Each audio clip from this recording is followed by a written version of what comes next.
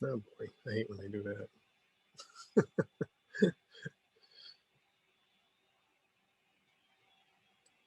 But yep, there you go. They got. I don't know what that message was doing.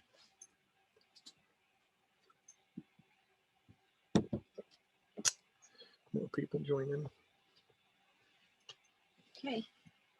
Well, I'm on a Facebook page already, so I don't know if it's. they're live. I can't get that to go silent.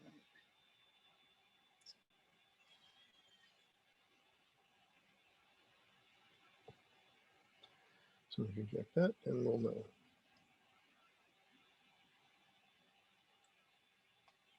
Yeah, I can't.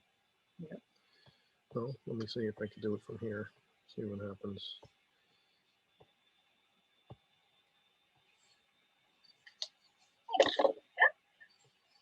That's the problem. It's going to. Let me see if I can turn the volume off. Okay. Let me see. There we go.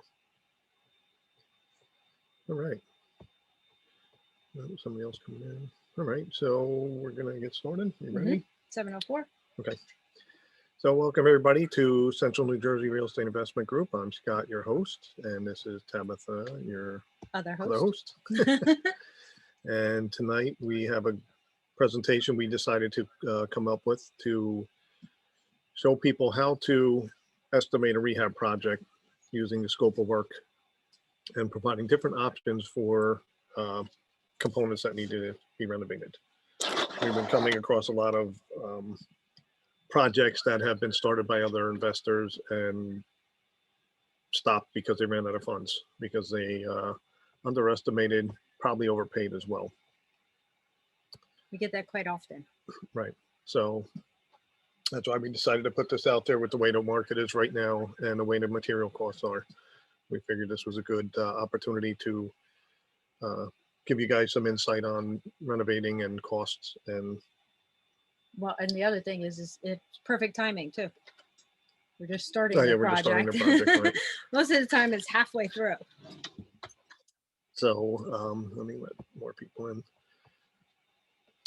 So let's see, let's talk about real quick the vendors that we have that help make C&J REIG possible. We have A&A Debris Removal. They do demolition, cleanouts, and debris removal. Their fee for like a cleanout includes the labor and whatever the material is, depending on the amount. For demolition, of course, it's priced accordingly to the work being done, and the debris removal from demolition work is priced according to, the amount being taken out. And of course, our labor is included. When they do demo, they take the wall down to the stud, including screws, nails, whatever have you on the job. So you can reach out to them for estimates for all your work. They have a truck, not a dumpster. Good in urban areas where you have to get permits for the street and such, where you don't have a place for a dumpster. They have a truck, they pull up, load it, and leave. So they have comparable rates to anybody out there. They pretty much are lower than anybody else out there, even when you get just a dumpster from a company that doesn't include labor. By the time you add labor and weight and all of that, they're usually above what A&A is. So that's why we recommend them to everybody. Plus, when you use them, that could be your first draw on a project. So when you're using money and you're getting draws, that's one of the positives of using them instead of getting a dumpster with laborers. Then we have Arcad Capital, the hard money lender. They lend on flips,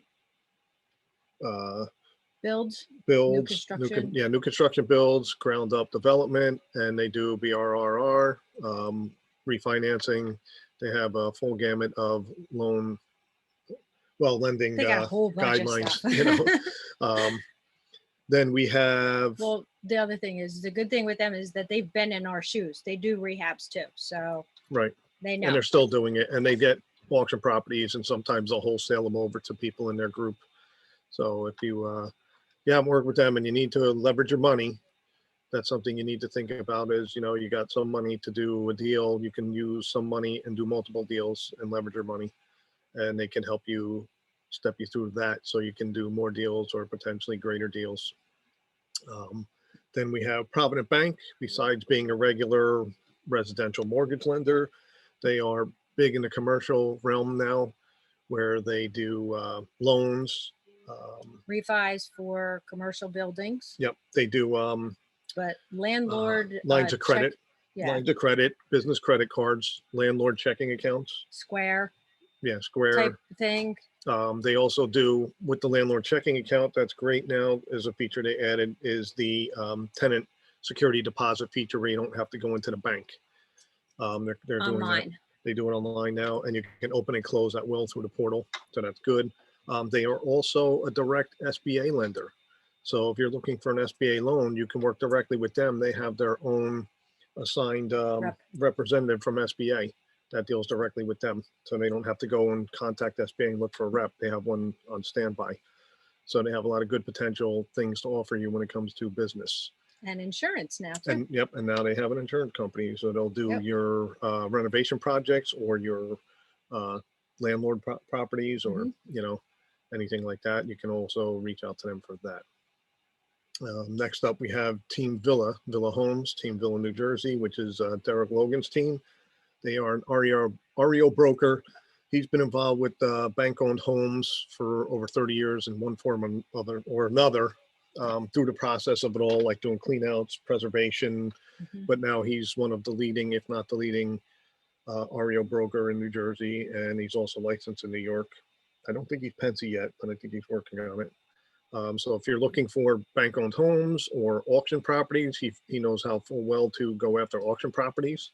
He can step you through that process, and as well as if you just want a regular property off the MLS, they can help you through that process. So those are the vendors right now. We are working on getting others to the group. Yep. We may have a lawyer coming soon. Yep, we have a lawyer that wants to be syndication and some other thing, a whole bunch of stuff, business stuff. Business attorney. We're looking for a title agency as well. And after this month, we will probably be live. We are looking for a facility right now that can hold more than what the minimum is, so that we can have enough people be at the events. So keep an eye out for that, as well as the next networking event, which will be in July. Yep. We just had one a few weeks ago, which was very great turnout. There was 70 people there. Thank you for everybody that came out. That came out and supported it and came out just to network. Right. A little chilly, but we still had a good time. We had some vendors there as well. Made some deals. Yep. But there was a lot of good opportunity, good networking at the event, and that's what it's all about. So keep an eye out for the next event and where it's going to be located. Actually got a project from there. Yeah. That we're working on. Two. Well, yeah. Yeah. What else have we got? Next month, we're going to have M2 Trust Services. They're going to come out. That's the speaker for the month, for the meeting. Yep. And they're a trust custodian for IRAs, but they do more than just that. They also work in different industries. Now they're in Bitcoin. They help you get what you need done, not just park your money there. They help you with other aspects of the industry, finding money, finding opportunities, and connecting people. So they're a very good custodian, and we're bringing them on because it's all about money, raising funds, private lenders. There's trillions of dollars in IRAs and 401ks when people retired, and that's what they do is they partner with a trust company and then they can lend it out. So that's why we're having M2 come on. Belinda's a great representative. She's been in the industry for a long time and knows the business well, and she's bringing on, I don't know if it's an attorney or I think the person from Bitcoin, but she's bringing on a couple of guests with her to talk about what they offer and how they work. I'm excited. Yes, it'll be a good event, and that one. I want to learn the crypto world better. and that one we're looking to have live. When we go live, we'll probably also have it set up for streaming.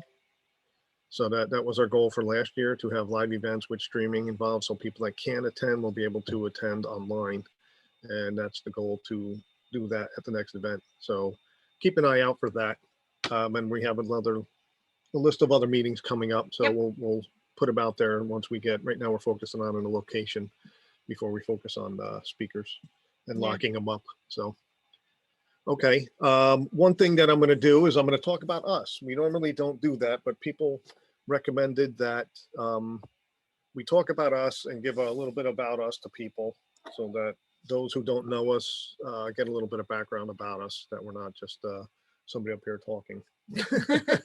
um, yes, James, I or will. somebody that just looks pretty from what I always get. Yeah, and yes, I will send out the vendor info? list. Yeah. It's in the event marketing, but I will send it out to Everyone those that are here. gives an email. Yeah, send me your email and we'll send it out to you directly, the list of vendors. So about us, we have multiple companies. We've been involved with real estate investing for now going on 14 years. We started in 2008. Yeah. When the market tanked and everybody was running away, we were getting Jumping in. Yeah. We did our first flip without any knowledge or experience from the real estate investment world. Yeah. We just had funds available and we went out and bought a bank-owned home and used our funds and the bank's money to renovate it and sell it. And then after that, we realized, because during that process, we employed 3 of our friends who were out of work, and we just said, okay, we got to make this into a business so we can help our friends and family members who lose their jobs not have to worry about it. As long as we're working and providing jobs to people, they would have work and opportunities to bring in money. So it was good for us that we were able to do it, and good for them. We helped them pay their bills and put food on the table while they were looking for a job. And they got a job at the end of the project, so it worked out. That's why we decided to get into it. Of course, we didn't know too much about it, so we bought a small program for a couple $100.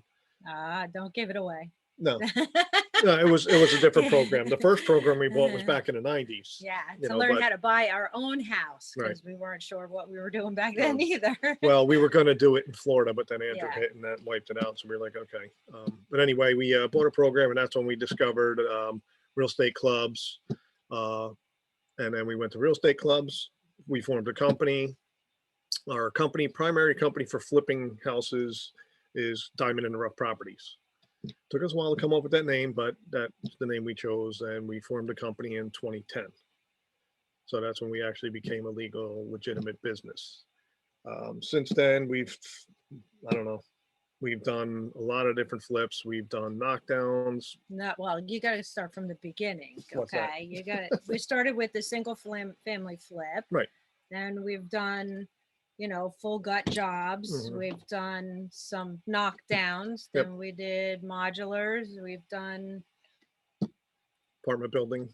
We got it in an apartment building. Yep. That was a complete full gut job. Yep. And a restructuring. We've done add a level, expansion, burnouts. 2 burnouts. The building was partially burnt out, the apartment building. And actually, the other 5 fires in the one building we found. What else have we done? Give me a second here. We formed 2 other companies. One is a property management company when we got involved with Airbnb, because we wanted to keep that separate from Diamond and Rough Property. So we formed that company, and we started a contracting business pre-pandemic because too many people were asking us for help with renovation work, and we just didn't want to tie Diamond and Rough Properties into it. So we formed another company for contracting work. Background on how we got our knowledge and skills was I started in high school doing work on families' houses, and during high school I learned how to do different functions of construction, including insulation, some carpentry, did some finishing carpentry. Actually, it should be framing. And I did some carpentry in high school. When I graduated high school, I did some masonry, foundation work. So I pretty much built the whole house in different stages from the ground up. My experience there, got more experience throughout the years, jacking up a house, doing all different kinds of work on homes. And that's why we decided to just go after renovating properties, because I didn't want to continue a rat race life. There's more to life than working 40 hours a week for 3 weeks off a year and 6 holidays. So that's one of the reasons why I decided to do something other than a job. When I was working my first job before we bought our home, I was working 2 jobs when the kids were first born, to pay the bills. And I just said, this is crazy just to get food on the table and pay rent and things. Mhm. You know, so that's one of the reasons why I decided to get into real estate investing, you know. A little bit of work that I've learned how to do over the years. Yep. When I high school, I did the VOCHEC thing. So I did auto mechanics, auto body, carpentry, commercial, foods, baking, graphic arts, beauty culture, horticulture, fashion design, and theater, I think it was. That was just during that. I traveled for dance, drove tractor trailers on my weekends with dad. While he slept, I drove. Then from Real after estate. meeting this one, doing some real estate, decided to learn how to do tiling, insulation, sheetrock, wiring, framing, roofing, windows, siding, doors, literally cut holes in the house. That was like my funnest part. Taking like a whole big house, like cutting the whole wall out to put a whole new door in, new windows, stuff like that. Enjoy doing a lot of this stuff. I am free labor for my kids because I absolutely love to smash it and trash it. I love knocking walls down and ripping things apart so he could put it back together. So So, we know how to do the work Yep. other than just hire a contractor. So if during our project something happens, we're able to jump in and get the work done. Although we don't do that anymore right now. I don't focus on it. And my last set of projects was just doing the finishing work with kitchen cabinets and trim. So, Yep. And I want out of that as well. So I'm not looking to do that anymore. If I have to, I can. I have all the tools and I have the knowledge. So, and then some. okay, enough about us. Like I said, tonight we're going to talk about a project we just picked up. We didn't close on it yet, but we're going to in a few weeks. And we took a video of it and we're going to walk through the video with you guys. So one, feel free to ask questions during the presentation. Yep. And two, we're going to call out to you guys to see if you guys have answers for us or if you can answer questions for yourselves, not so much for us. It's for you. We know how to do the work. We know how to do a scope of work. We know how to estimate the renovation work. So we tested this out and it worked earlier. So let's hope it works now. Cross our fingers. So I am going to share the first video. And let's hope it comes up right. There's only us there, by the way. Oh, and Leon is there. That's the first one. Okay. We have to let Leon in. Okay, hold on. Before we launch that, I'm gonna get rid of that. And when that came up and that's, yeah, okay. System and control, yes, no. Over No, we here. lost the meeting. No, it's over here. It changed to the video, so I have to.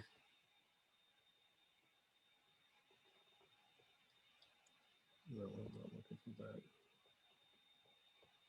I don't know why that popped up. Okay, somebody's trying to get in. Yep, there's a few of them. Let me pop them in real quick. Otherwise, that's going to keep popping up. Okay, so let's go and start the video. Okay, so we're here at the project. This is the house, the subject, so to speak.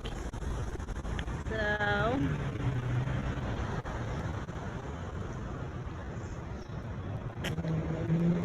You guys could put in the chat if you could see the video that is playing. That'd be great. Looks like it's playing.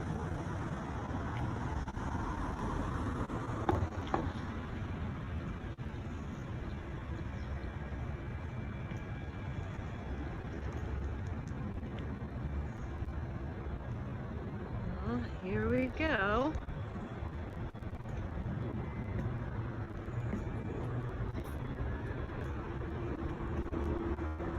Yeah, the more everybody participates, better rehabs we'll get. So here we come. Get rehabs done the right way. It's in the front.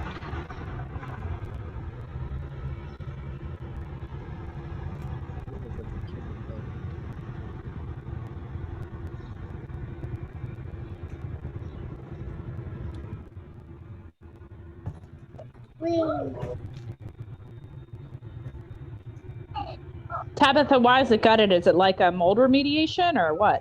No, what happened with this is there was some water damage and the insurance company came in and removed Part of it. Yeah. Okay, so wait a minute. I want to go back to something here. Did Nope, anybody wait, hold on. notice Hit the wrong thing. they did half that job? Don't you love insurance companies? Oh, I know why. This open. This and close it. Okay, let me go back for a second.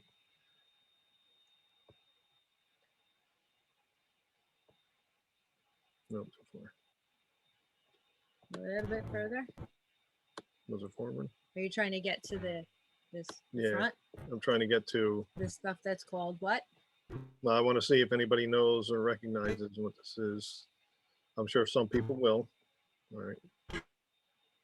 Let's play it Are from you here. trying to point out to the knob and tube wiring? So here we come. It's in the front. Audio is too choppy. Oh, there's, yeah. Out and around the corner was an accident. Yeah, a lot of traffic. Of course, we went to film it. Yeah. Well, it's the Never fun of it, fails. you know. It's the fun of Just it. past it.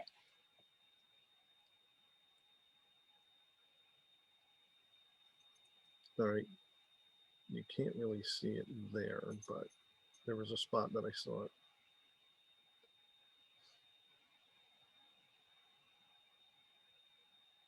Here it was. Take it back a quick second. All right. There. Okay, so up to this point, what did you guys, what's that? Who said I it? think you were trying to point out to that knob and tube wiring that's right up there, right by Right. above the that This box. is knob and tube wiring. So This- does everybody know what knob and tube is? A lot of people don't. They always like, oh, that's whatever. So the knob and tube, does anybody know what that kind of wire is? And why it's no good? Because it doesn't hold enough voltage or amperage, so it'll become brittle after a while, and it's pretty much recommended that you replace all the wiring in the house. It's actually, I think when you gut a wall, if you open up a wall and your inspectors see that, it's required to come out. Right. And in this house, it's actually live. This is not like some houses you can gut and you'll see it there, but it's not connected. Mhm. This is actually live knob and tube wiring in the house. Part of it is, yeah, it can't handle the power, but it's also exposed connections in the wall. So if somebody drove a nail or something through it, you can actually hit the exposed wire, create the short. But yeah, this is ancient wiring and it needs to come out as a fire hazard. So as soon as we walked in and saw that, we knew immediately we had to do it. Previous to that, though, what did you guys see outside of the house when we were in the front? What would anybody do to the front of this house to make it more appealing? Get rid of all the bush. Shutters? Shutters would be cute. Mm-hmm. Yeah, these are Probably get rid of all the bushes. yeah. That's the holly trees. These are Yep. holly bushes. They really. holly whatever. They pointy stuff. Just gotta go. Our plan is to remove the holly bushes and rip out the fence. Get rid of that old rickety fence, not needed. Yeah, It'll clean none up of the front. other neighbors have a fence. Not in the So- front anyway. The other thing is the chimney up here needs work. You probably can't see it, but it needs some work. So it's either going to be resurfaced or we may remove the entire chimney. Something I'm letting you guys know with that. Yeah. because of, you'll see later on why. But okay, let me just get you back into, and these are the wires, knob and tube wiring. It's just a single wire in each run. And they're cloth. Cloth, yep, cloth fabric. All right, let's go back to, we'll Yeah, go right in from the here. living room. Yeah, you're right there going in the Yeah. living room, right? Yep, okay, we'll go from this point. When was this house built? This house was built in the early 1900s. Early. Yeah. You'll see some of it. Just keep an eye on some of the antiques. Objects, yeah, the antiques in the home. I'm definitely looking some of this stuff up on eBay, that's for sure.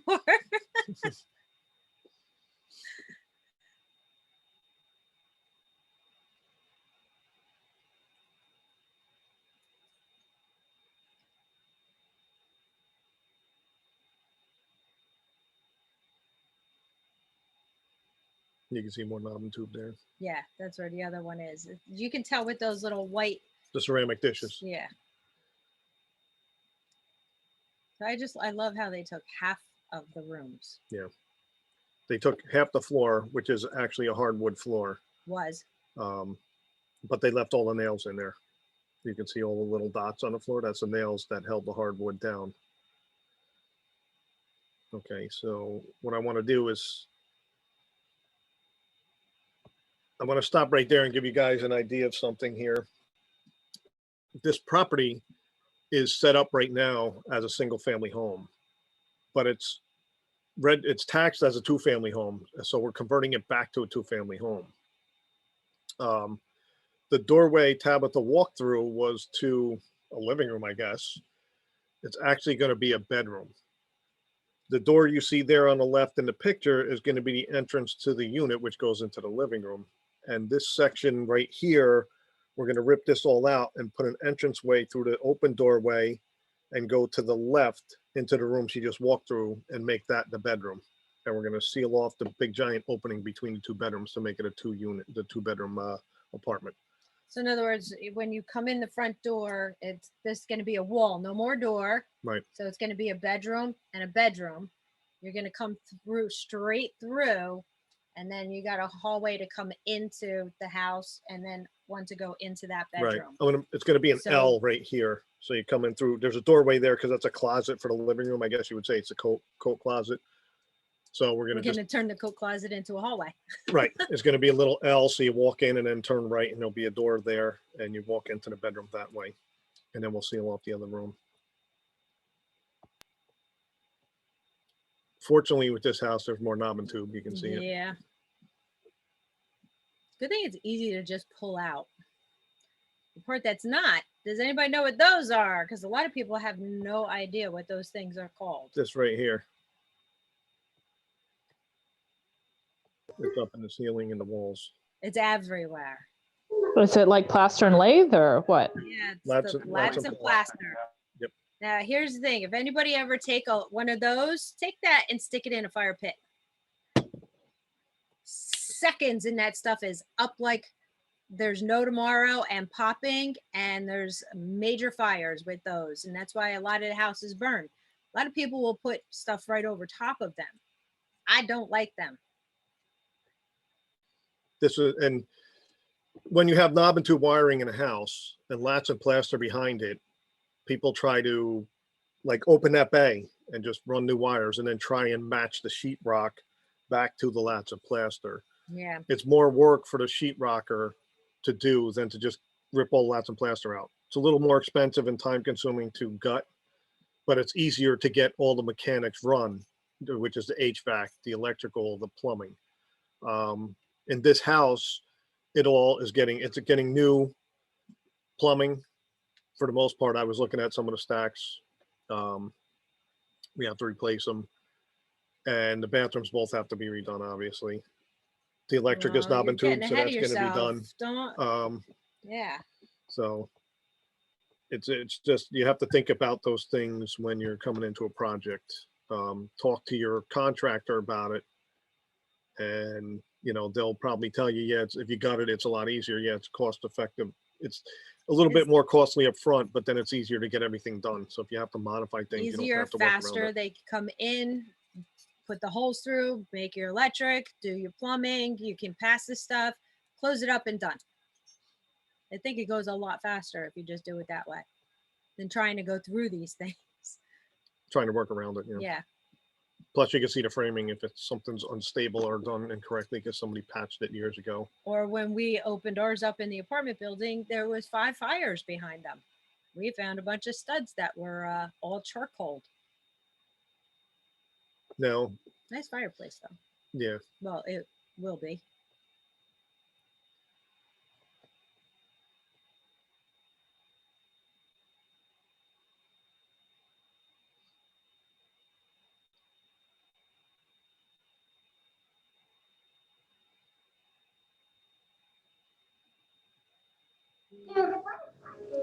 I know you love heavy rehabs. What are you thinking here? Like 100,000?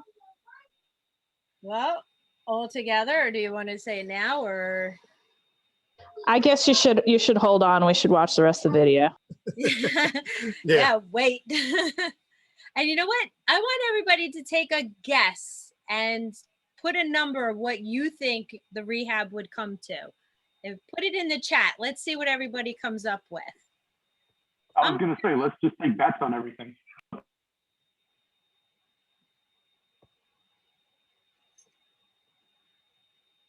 Up on the chats on Facebook, wherever you're at, put it up there. What do you think this would come to?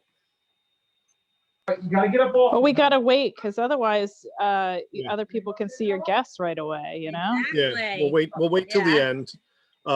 Somebody asked how much will it cost to replace the knob and tube. The knob and tube, I mean, the whole house has to be rewired because you'll see.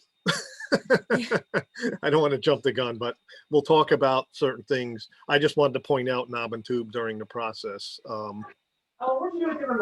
don't know Pull if it it out. was the video or what was that window fogged or was the window okay? No, the window's not okay. No, that one happened to be, I believe that was one of the original. I think we went here. That one, no, that's an original window. They actually, I don't know if she caught it, on the bottom left is a slide lock to lock the window when you push it down because it doesn't latch between the upper and lower part. Yeah. So they put a slide lock in there, drilled a hole in the Like wood. the one you would do for your door, chink chink. You know, that's yeah, that's got it. That needs a little work, I think. I bought a 1910 house in Morrisville, Pennsylvania, across the river from Trenton, and I was just like, you can keep going. I sold it as a flip with a 40-year-old boiler and original windows, and I just, I made that bathroom and that kitchen look good, and I sold that baby. Yeah, you can. I mean, right now the can, market's yeah. crazy. We could probably clean this up, patch some things, and sell it to somebody else. But We're just, I like to do everything. I like to, so like all our houses that we've sold, we still talk to most of the people. Like the one, how many years ago did we sell the one in Kendall Park? And he just texted, 7. yeah, like 7 years ago, texted my husband and asked him, do you remember where you got the cabinets? Because my son broke one, So we've been invited over to their house. So that's it. That's how we like to finish this stuff. I see somebody's got a good guess up there. I think we could patch that ceiling. Though. I think this bathroom, just a little paint. Just a little scrape and paint. You're good to go. Mhm. Peel and stick. Yeah, you can also might as well catch up on some of your shows while you're hanging out. Yeah, live TV.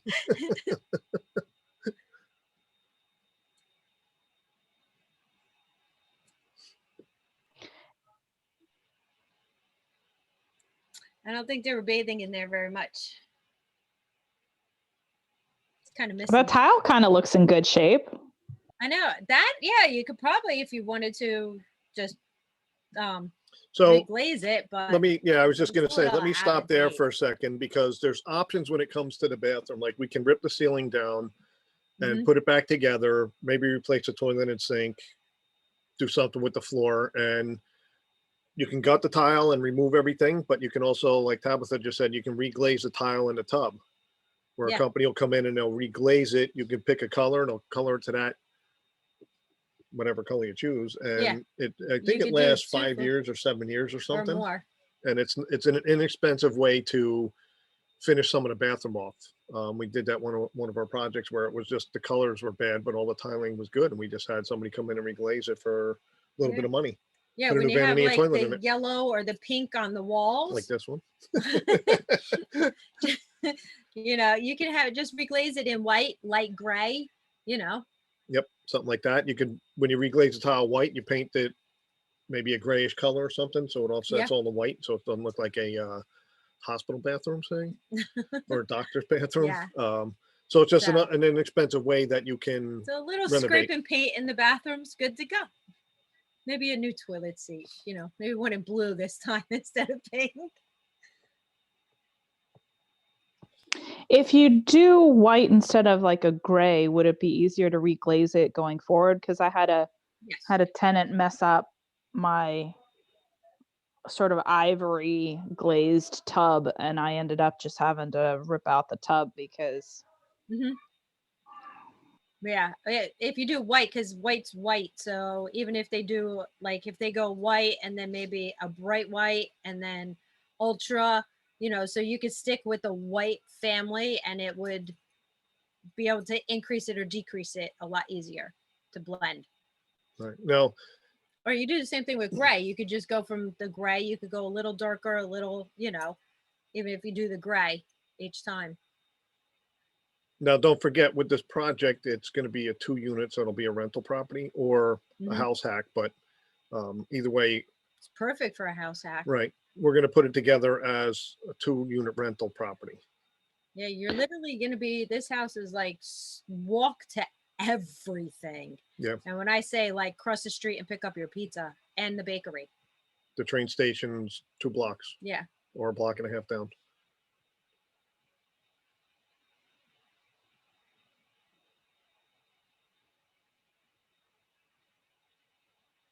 what's the square footage?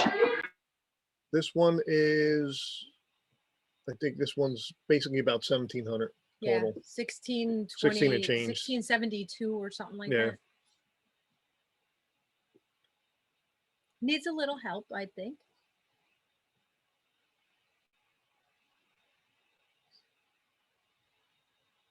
See, a little scrape, a little paint, a little mortar.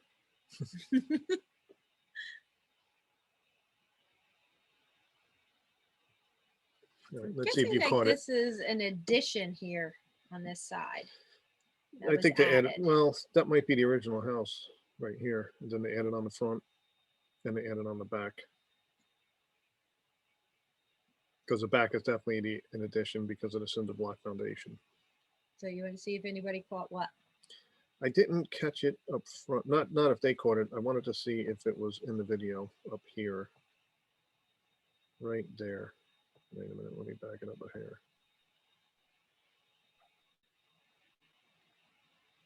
What causes that? What is it, like parging? What do they call it? Hold on a second. I didn't quite hear what you said. Is it parging where You're breaking up. Where the ground is collapsing or the bricks? yeah, what's up with that? Age. Gutter. Oh, this was one thing I wanted to catch and see if anybody knew.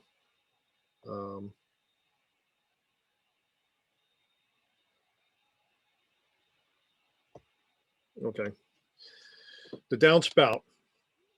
You see where that's at in the roof line? Does anybody know what that is considered? Like, what is that called? Where your gutters are not to the edge of the roof line. That's considered like a Yankee gutter. I think you said Yankee. Yankee gutter, correct.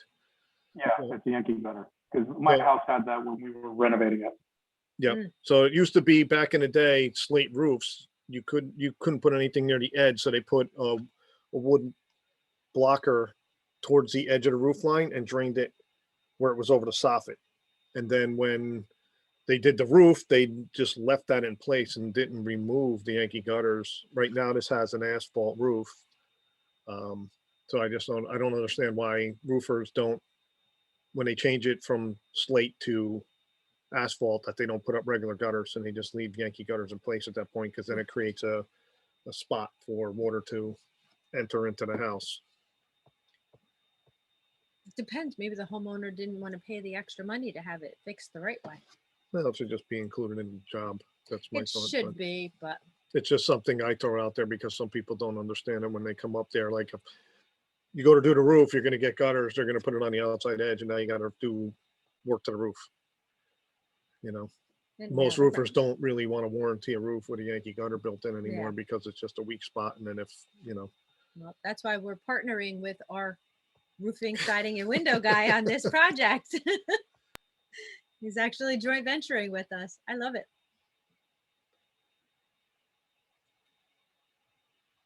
yeah, you can see it all around the house. It's that way. At least the original house. That collapsing there is probably just from water. The gutter coming down. It happens over time. Yep. You know, with the red brick foundation, it's a 100-year-old house. You know, the foundation's weak. The concrete is deteriorated. But as long as there's no moisture coming in, you're fine. Now, this is a good thing here is this, Does anybody know that that's not how you hold something up? it's, well, But it's working, Tabitha. It's working. Yeah, you don't catch me stepping out there. So right there on the left side where you saw all those rocks, yeah, let me go back here. good thing is, if you see how they got the dip and all, they already have removed the oil tank.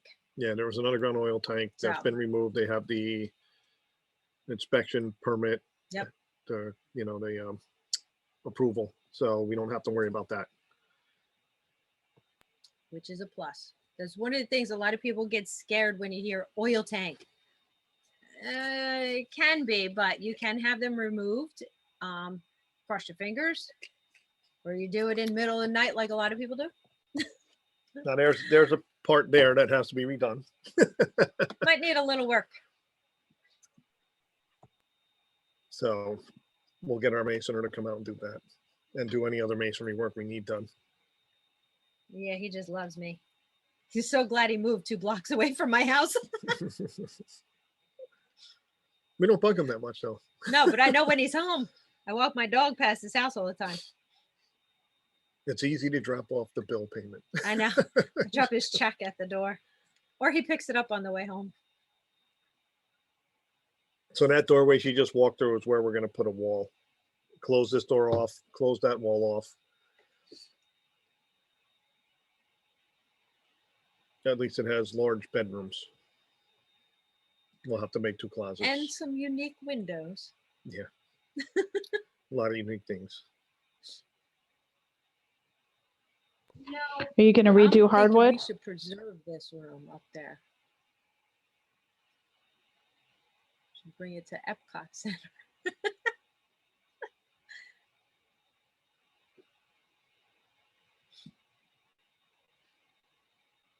It's not too bad. It's not terrible. What does everybody think of paneling? And the beautiful windows. Yeah, there's a serving window in the stairway leading up to the second floor from the whole second floor. But options with paneling, you can paint it and leave it. Mm-hmm. You can pull it off, and depending on what's behind it, just paint that maybe.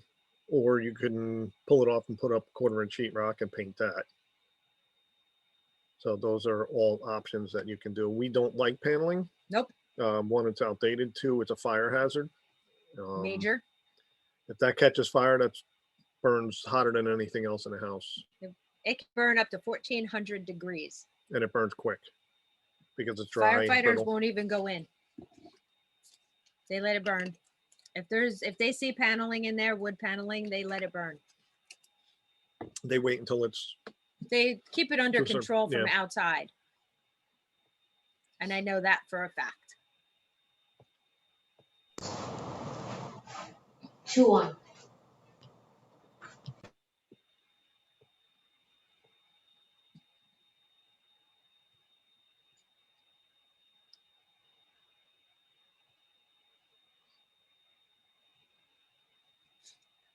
I don't know what they were Here we thinking. go. See, here's beautiful. Just slap a little, little paint. Here we go. now, here's the funny thing. This is, I am, which is odd to me. The people must have been living in this unit, which is upstairs compared to the downstairs unit.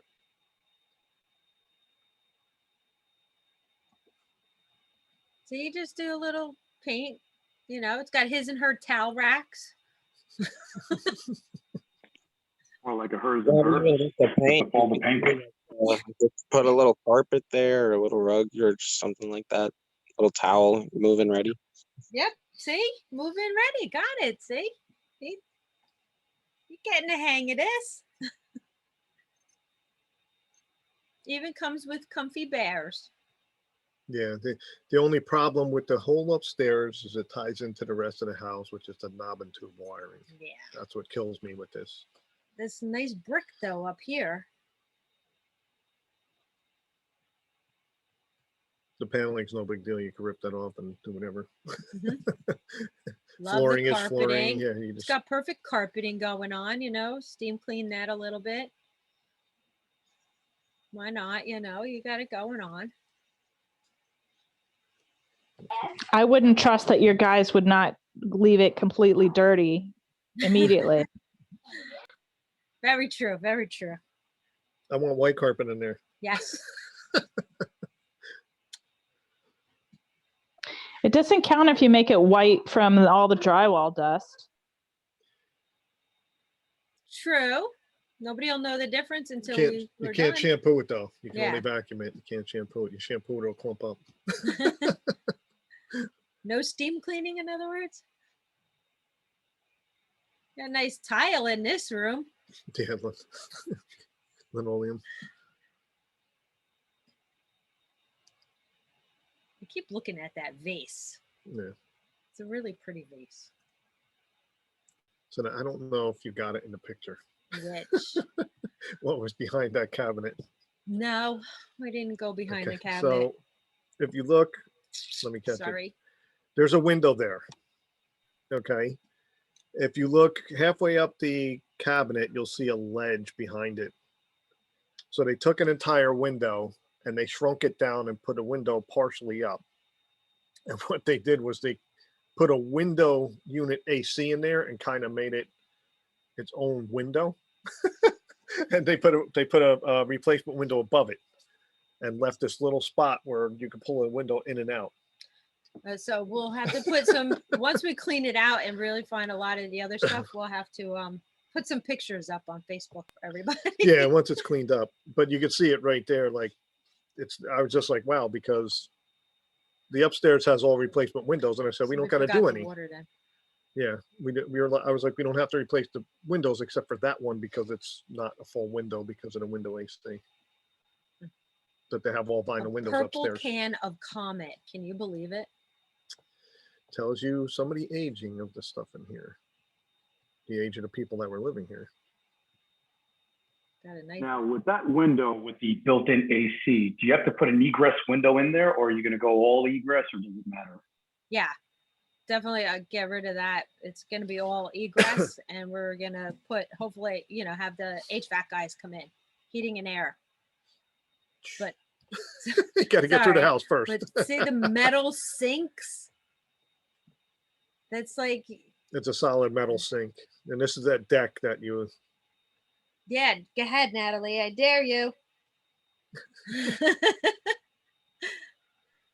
One of those jumping jacks. first.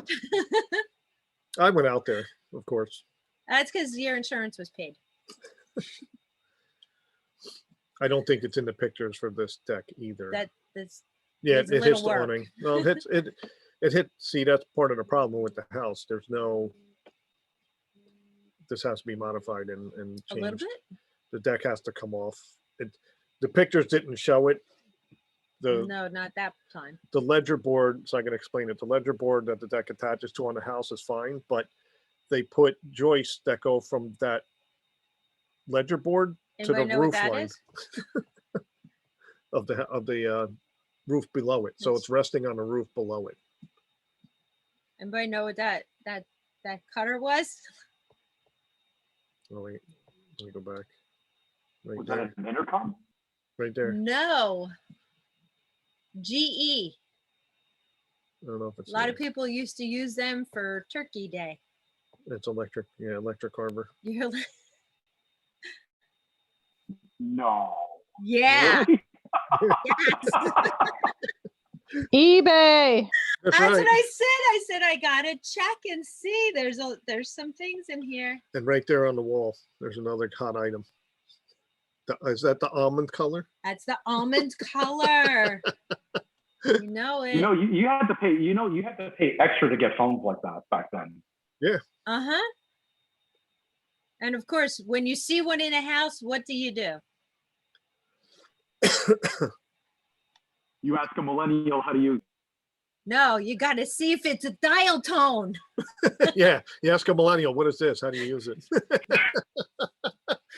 We actually have the old-fashioned ones at our bar. We have a big built-in bar, and I don't even know where I got it. The old-fashioned ones with the bells that ring, and it's a cloth cord and the wood handle here and here. You know, you hold it, and it's got the Oh, perfect. Now you can see that window behind the unit. See, the window is here, but the window goes down to like here.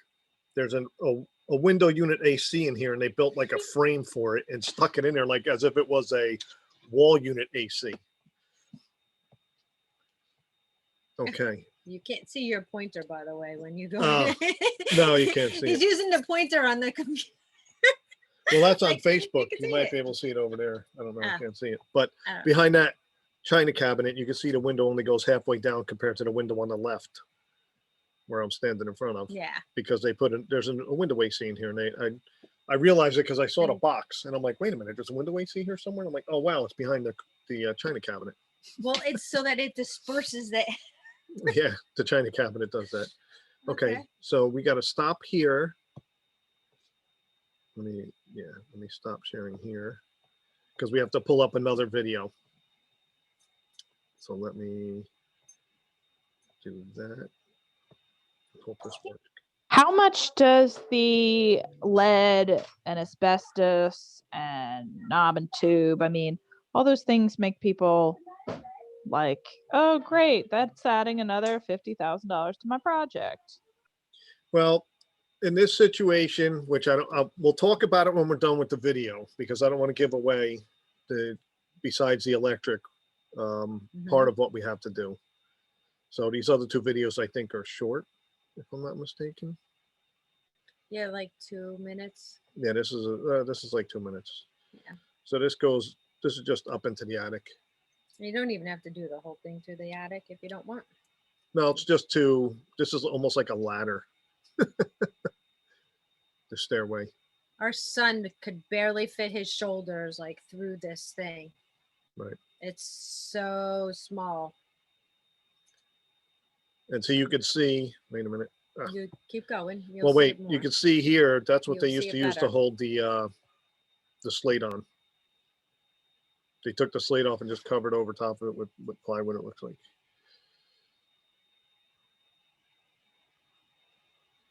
And yes, that fan is actually running Yep.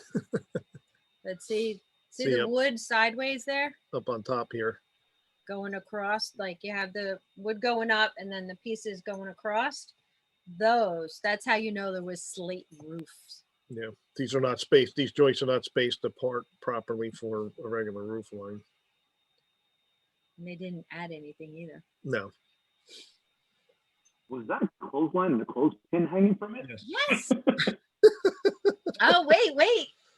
Now we get to the really good stuff. I asked the kids because they're coming to do the clean out. So my son took a ride. He was looking around, and I want to see if everybody knows what it is when we go to the other end of the house. Because he was like, "Is that?"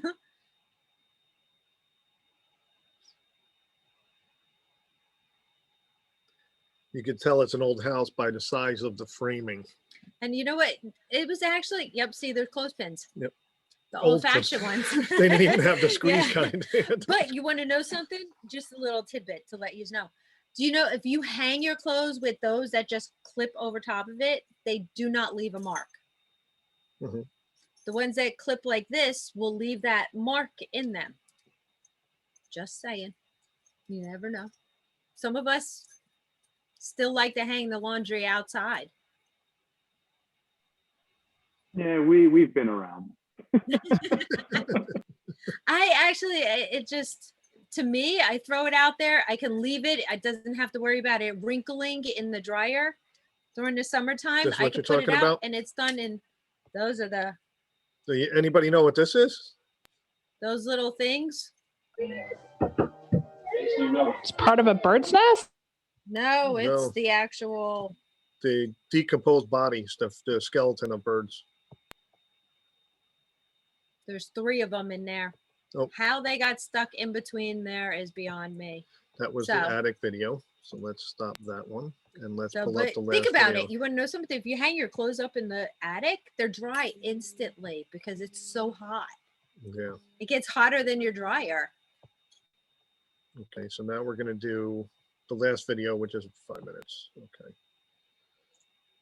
Now that's behind that door is the doorway that goes into apartment 1. Well, after the one spot, then you can turn it off. Yes, we'll turn this off. So, and then you're going to be walked through the entire house. I know some people walk into these and they're like, oh my God, it's like so overwhelming. These now, I walk in here and I'm like, oh, we're going to have some fun. Oh, I love basements. Oh no, there's if you do, I'll bring you to a basement. Oh my God, it's like arachnophobia. The webs were so thick. Oh yeah. I know it was like that. The movie. There you go. Oh, fuses! Fuses? I love fuses! Okay. So at this point, Yes. part of what we have to do for this house, and we'll give it to you this way. It will not work as a single family price wise. It has to be able to be a 2-unit. But in order to make it a 2-unit is one of the reasons why you have to upgrade it. But we can't leave the fuses. No. Ugh. But We could just add another fuse or 2. we have to put separate meters in, Yeah. separate pans, and that's part of why it has to be rewired. Besides the fact that this is like 60 amp service, which is not legal anymore with non-tube wiring. I don't even think that would work my hair dryer and the coffee pot at the same I time. I looked at it when I walked in and I saw the house and I'm like, how is this stuff not catching fire and popping fuses? But then again, they might have only went with basic stuff, but when you have an AC running with, They some other have electrical electric knives in the Yeah. house, and so I didn't look for a box of fuses though. it's probably somewhere on that mess downstairs. Okay. You can put a jumper wire in there, forget the fuses, and you're done. Just use True. yeah. There you go. They See, used to- he's thinking outside the what box. they used to use, not a paper clip, but they used to take what was it, a paper clip? They would jump the main fuse, the old fuses, the cylinder open looks it, like open it, a and it shotgun comes out. shell. And of course, there's only one gas meter, so we have to, because we're opening the walls, we can run separate gas. Got 2 meters in there. We're probably going to leave it 1 water meter though, Mhm. because I don't want to go through that. I see that you have a lot of BX wiring in there. Is that coded for that town, or you can go Romex? I don't know, but it's all got to Yeah, come out yeah. anyway. Yeah, That's the we're problem. It getting doesn't rid of matter everything. because it's not it's people just tied into what was there. I don't know if they replaced it. And being that there's knob and tube, I'm just like, I don't really care. You could use Romex or BX, I guess you could use either. So long as it's not aluminum. Oh, and that's not they just painted the pipes. Yeah, they just painted it. The only thing So- you're going to see is there's some, in a couple spots, they have asbestos wrapping over No, some of it's the plumbing. actually foam. Is it foam? Yeah, I Oh. was like thinking the same thing, and I'm like looking at really close through the camera, and it's Like like right there. it's actually foam, but you do look for those because it Right. is asbestos when it's a cloth. Right. It's a white cloth. This is actually a white foam, like the black insulation that you put around pipes. They have a white ones No, on this one. in this I think basement, that needs a little work. yeah, there. in the basement, they have water. But I think it's coming in through that window because, There's no window there. Check this. right, That is actually an electric lantern. I've never seen that before. when I went in there the first time, And it's a really cool boat. it had just rained and the basement was wet from this corner out. So once we replace that window, it should stop any water problems getting in. Guess what else is there? Oh, yeah. That's a nice pencil sharpener. Yes. Yeah, millennials have no clue how to use that. No, there's no app for it. That's why. Yeah. They don't even have a pencil. What's Pencil. Pencil?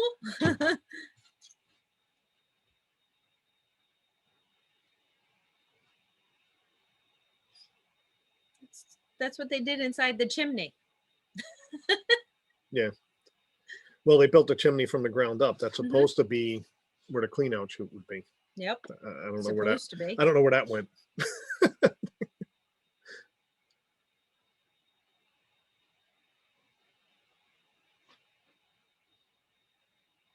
Not terrible.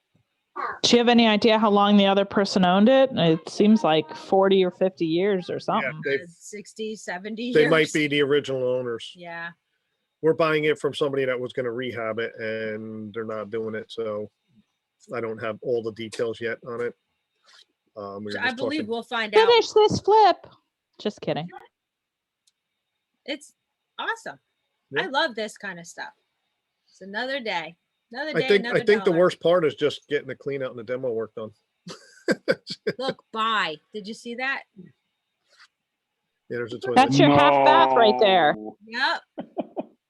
Usually, You when can- you see that, usually it's about this high up off the basement floor, and you're about Oh, to wait, hit your wait, head. wait. There you go. What's that? Anybody know what that is? Oh my God, is that like a rice cooker? No. Uh-uh. Nope. There's two items right there. It says Maytag. Well, Maytag, it's got to be like a washer or a. Yes. That's a the washer. washer. And, No. what- Machine. Yep. and No. you have a Yes. washer and a what? Next to it. And a dryer? Yep. That's the dryer. Yes, it is. No way. That's why. And it's still plugged in. I haven't turned it on yet because I didn't want to blow up the house yet until I own it. So we will be turning it on because I want to see. I could not believe it. I could not believe it. Our son looked at that and he's like, oh, hell no, that's not. How does that work? Yep. Said, We had to explain to them what the thing over the sink was and how it worked. That's the I old can't wait to clothes turn dryer. it on. Of course, our daughter says, yeah, I hate laundry now. I could just imagine. I says, oh, we're bringing that home. So when you come to do laundry, you go downstairs and you go to do laundry. That's your new washer and dryer. And you got to find out if there's a dial tone on that phone. Yeah. Oh, you know I picked it up. I think the phone company turned the service off. Cobwebs. A little bit. What's that? Starch. Come I couldn't- on. You know those houses. They starched everything. I don't even know what Wait. starch does, or I've never even used this stuff. Yeah, I Start use that to here. iron my shirts. Yeah, it makes your shirt stiff so that your collars look really good. I don't iron. I hang all the shirts.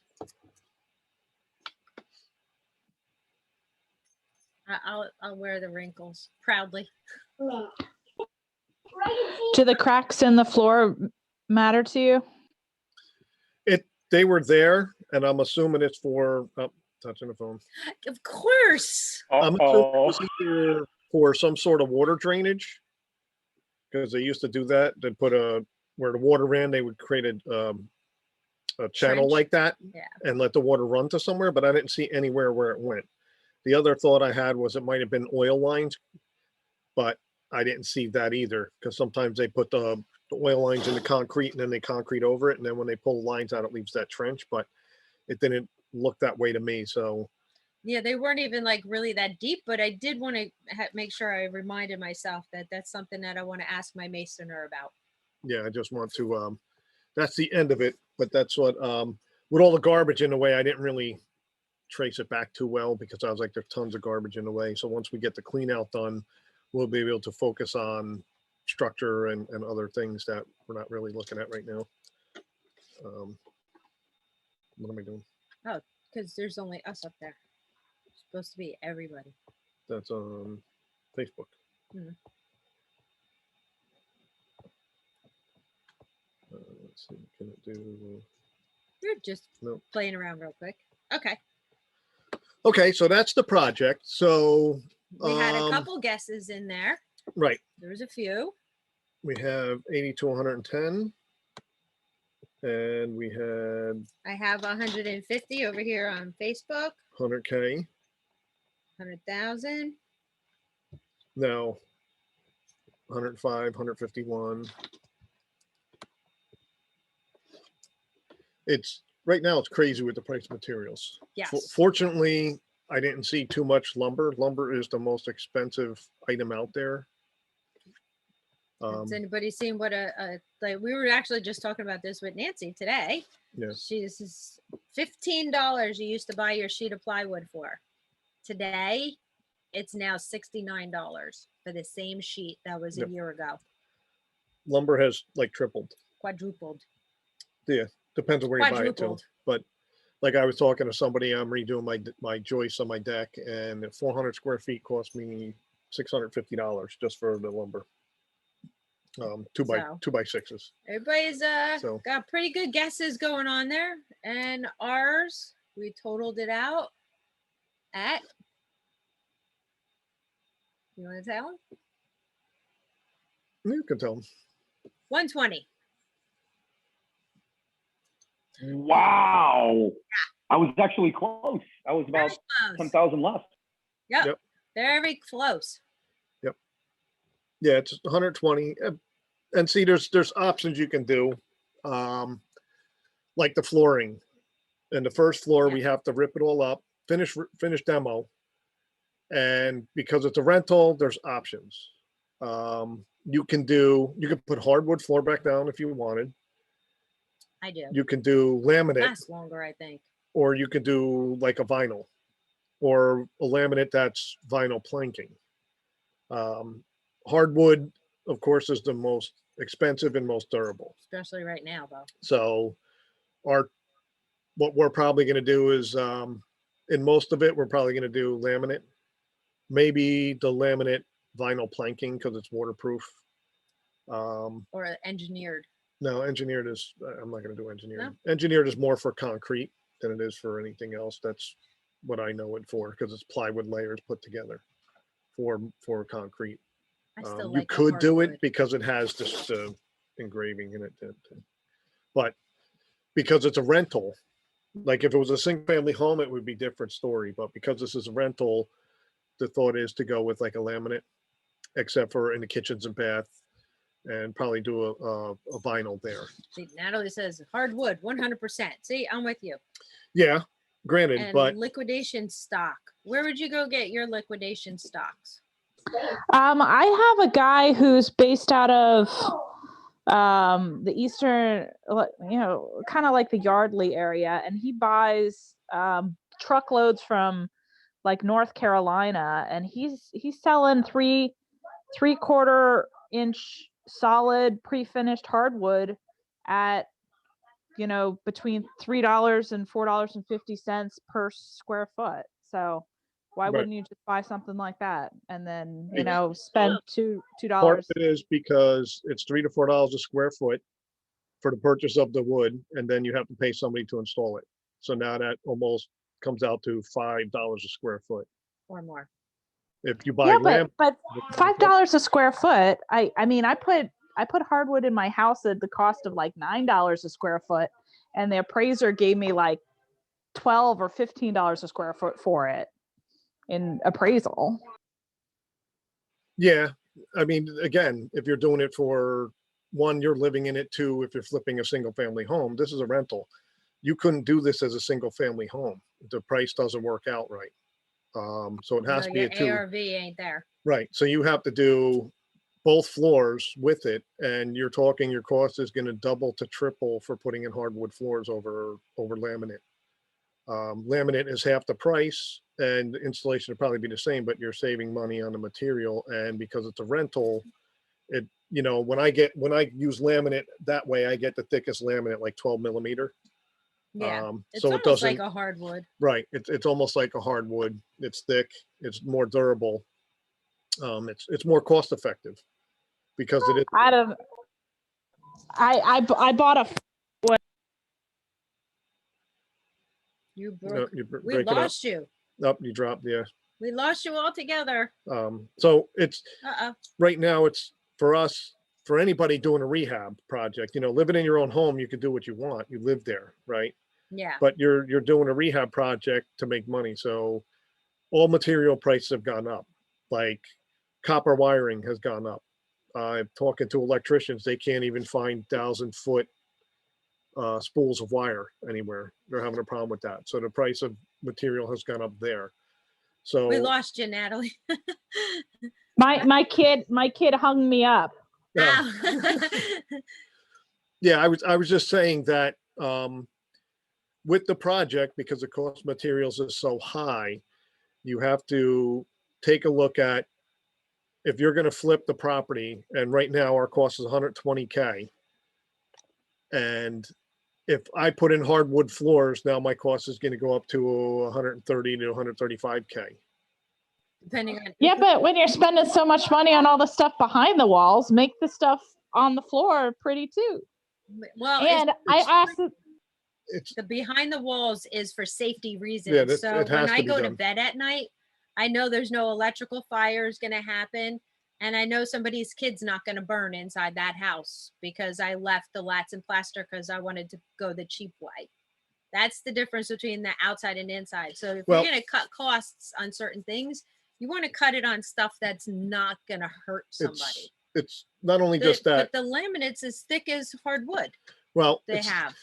everything has a cost. Like I was Yeah. just explaining, like electricians are having a problem getting 1,000-foot spools of wire.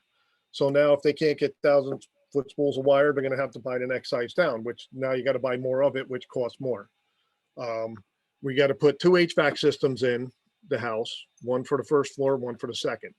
Remove and All the duct work. all of, well, yeah, that's part of the cost of it. You're going to have to replumb the second floor because a lot of it's leaking. That's why the first floor had to be gutted.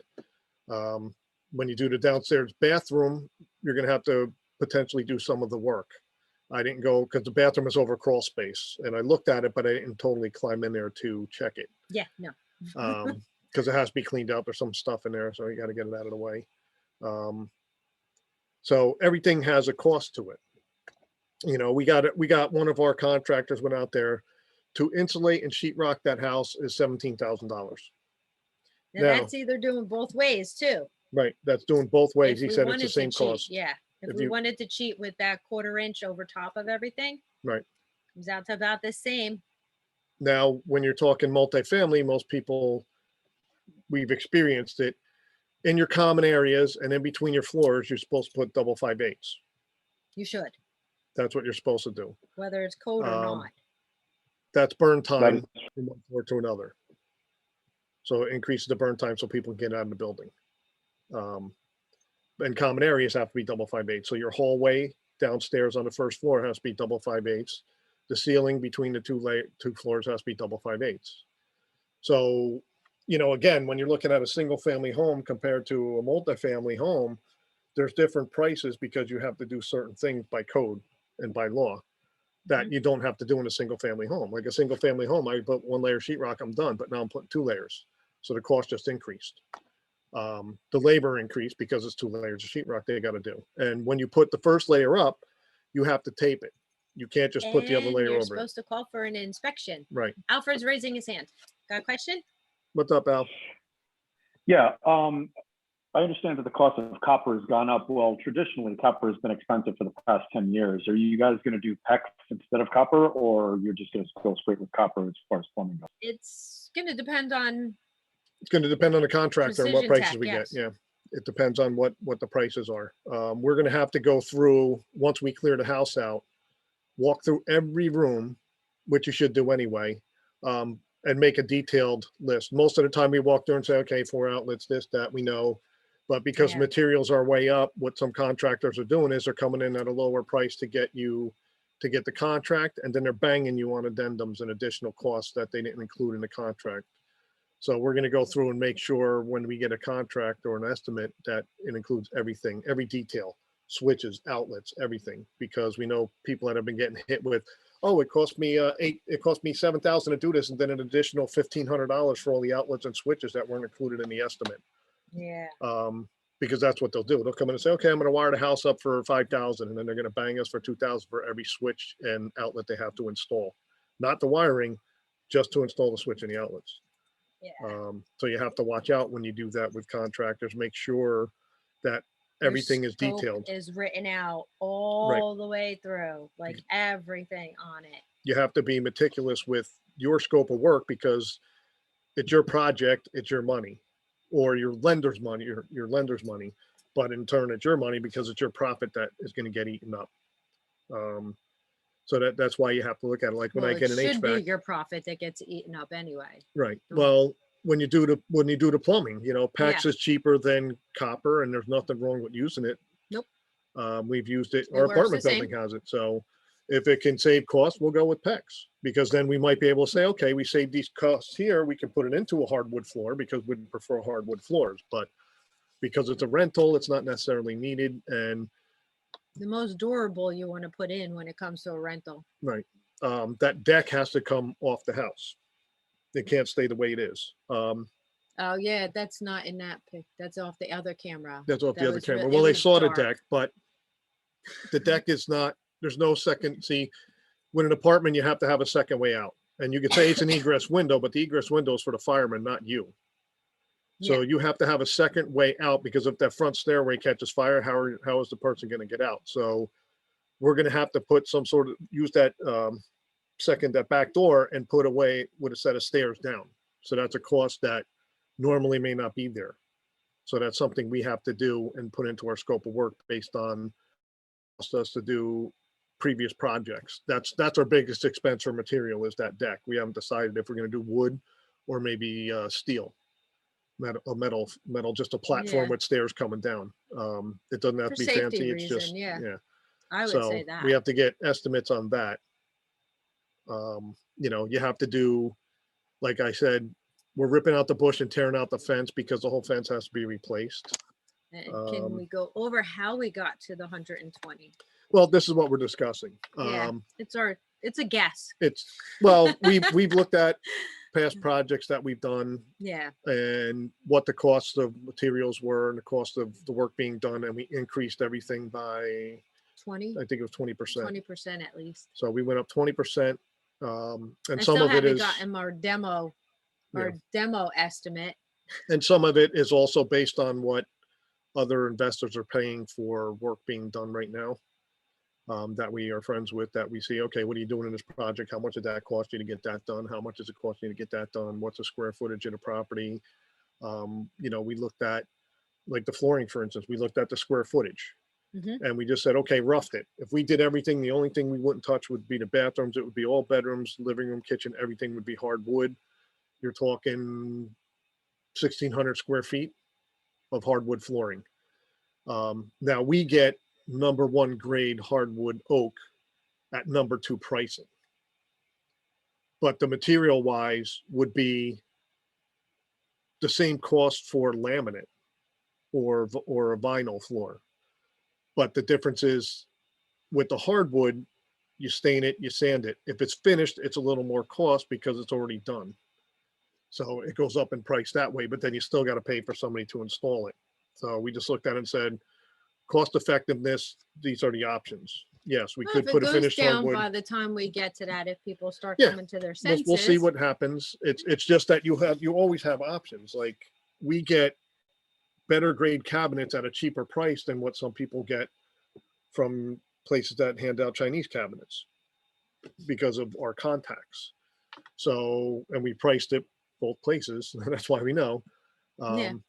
Well, they have this new company that actually sent me a whole package with coffee cups and everything. Right. They want us to see, you know, I'll give them a chance to give me an estimate. So there's a new company we might be working with too, Right. for everybody. So we came out with a number that way. Like our partner in our apartment building, they're doing a 2-unit down in Red Bank. So he gutted everything. He did an addition. So he's getting, it's all being put back together right now. So I'm basing mine on his prices and say, this is what it's going to cost. It's costing him this much for the HVAC. It's plumbing and certain things are a little bit cheaper because he's actually doing some of the work, but we know, okay, based on what he's doing, the cost is here. We have to do this part on top of it, add cost to it. Yeah, if you do work on a house, don't forget, always pay yourself. Yeah. That's a must. One thing we also do is every project, we get a minimum of 3 bids for every component. So if it's HVAC, we're going to get 3. If we can get 5, better. And then we compare apples to apples, you know, because you're going to get one guy that might say, I'll do it for 7. You get another guy that's saying you can do it for 25. And then you'll get 3 that are within $500 of each other. Go with one of those. Right. Never go with the cheapest guy because you know it's not going to be done right. And the most expensive guy is probably overdoing it or Because he overcharging doesn't you. want to. He doesn't want to do the job Well, most of the time. Or sometimes it's just that's what they do. They just overcharge you because they charge $100 an hour for labor. So you have to break that down. What is the material cost? And what is the labor? What are they charging you for their time? You know, are they charging you $100 an hour for their time? And they could say, well, this is my labor. And it's like, that's fine, but I'm trying to justify what you're charging me for labor over other people. So you can budget your scope better and your estimates better based on that, you know. And your estimates, don't forget, with estimates, we always ask for both labor and material. Right. We want to know both. You want it broken down. That's how we definitely come up with So the other thing we did was, you know, you count how many doors, how many interior doors are you doing? Now, in a multifamily, you should have steel doors entering each unit, 3 steel doors, the main door Right. and each one apartment to door, each a unit because of fire reasons. You don't have to, but with the automatic close. well, no, you don't. In a residential, you don't need the automatic close. I but don't care what they say. It's an automatic close. It's just something that you should look at. You can find out from the code enforcer, but in a situation like this, because they've already been into the house to inspect the demo, they know what the situation is. So it's hard to cut corners with things because they already seen the inside exposed. If the town wasn't there, then you can get away with doing things without it being up to code and they wouldn't see it because behind the wall.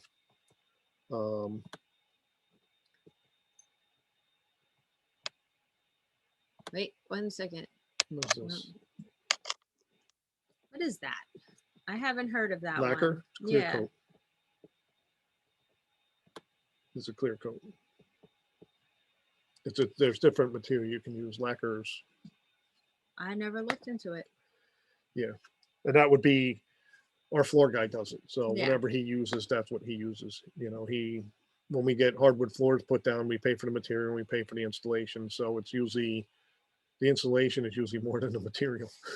So that's why I'm looking at it going, hardwood floor would be nice, but it cost me $2,500 for hardwood flooring. It's going to cost me $3,000 to $4,000 for installation because they install it, sand it, stain it twice, buff it, clear coat it, buff it again. And Alfred, go ahead. You have a Yeah, question? question. Yeah, I don't know if I'm allowed to ask this, or you can answer it if you like, or you don't have to. But for this project, are you using your own money, or are you borrowing this money, or is I it hard never money? use my or- own money. I always Okay. use other people's money, and I always keep ours for oh shit. So we always make sure we have the money to get our investors out of it. Right. If we lose, that's fine. But I will never lose my investors' money because then I can't use it again to make up what I lost. Honestly. That's very fair. No, that's fair. And I agree with that. I Yeah. definitely agree with it. So that's something that you're probably going to have to calculate in your cost as well. Oh, we do. Oh, we do.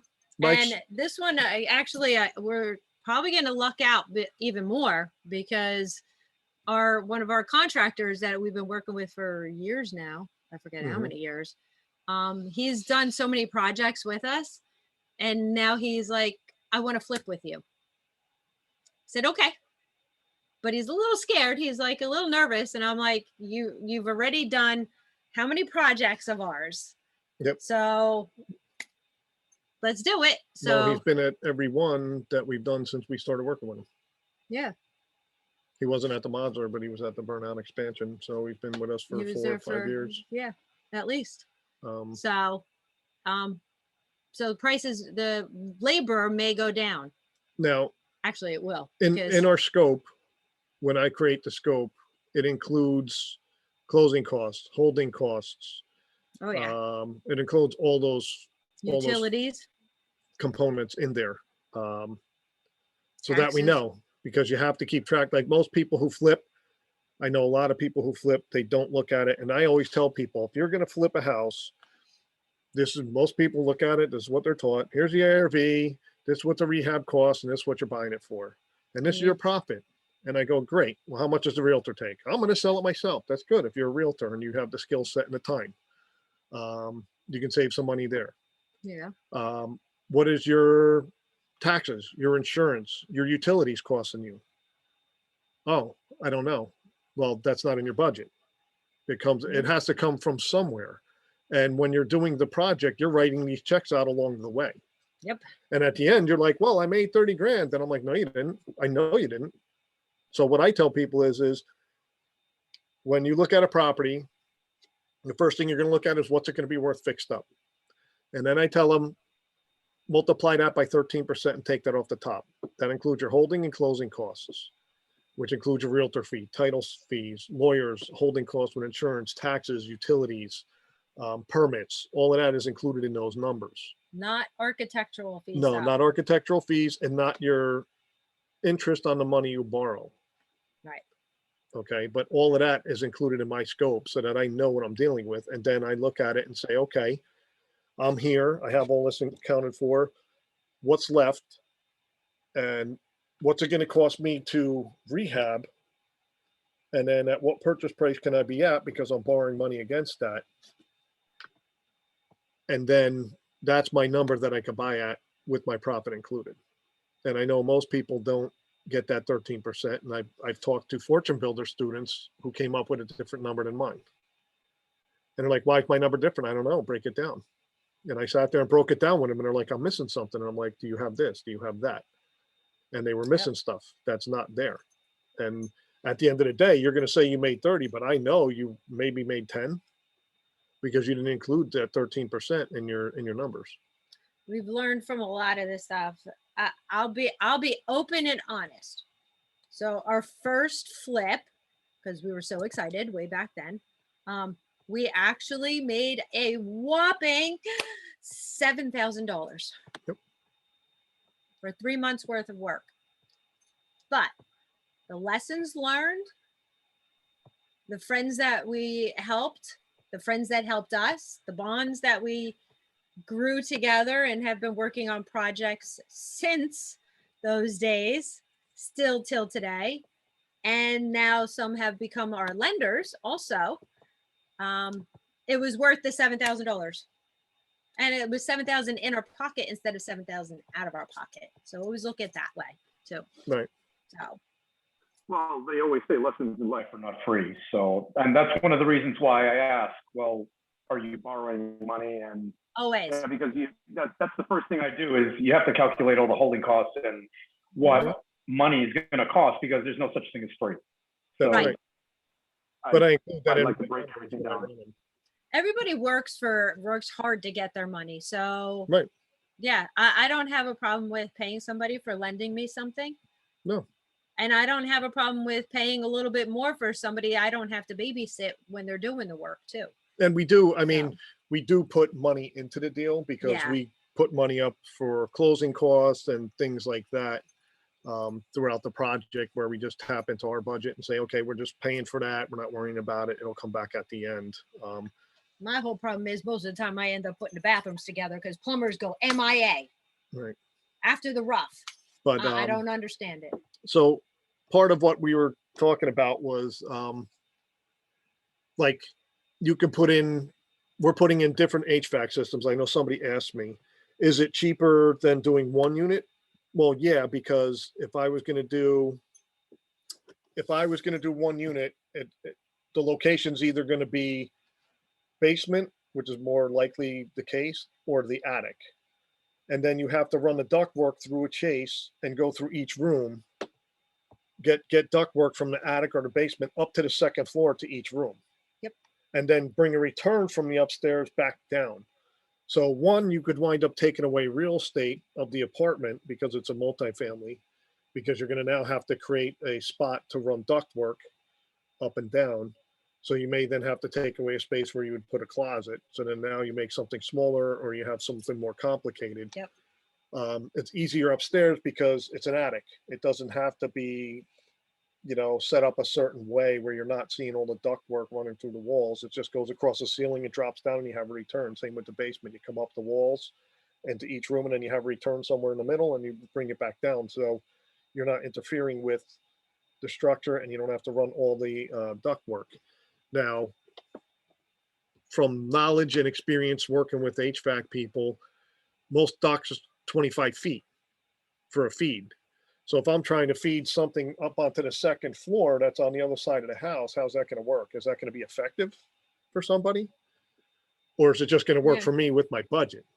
I think you'd be able to put in smaller Yeah, machines you too. put in smaller That's- units because you don't need, so you might need a 2-ton to feed the whole house, but you might be able to put in 2 3/4-ton units because you're separating it and you're making creating the 2 shorter zones. feeds. Not only that, as a landlord, it's like, okay, if I had one HVAC system, now who pays that bill? Now you have to have a central bill that goes to the landlord because it's heating and cooling 2 units. You Mhm. can't charge one tenant for that because, Right.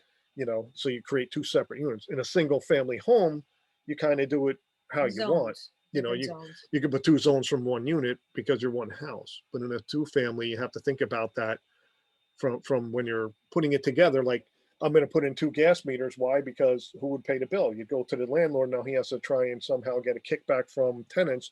How does that work in Jersey? It's not a landlord friendly state. Can you back charge your tenant for gas and electric and water?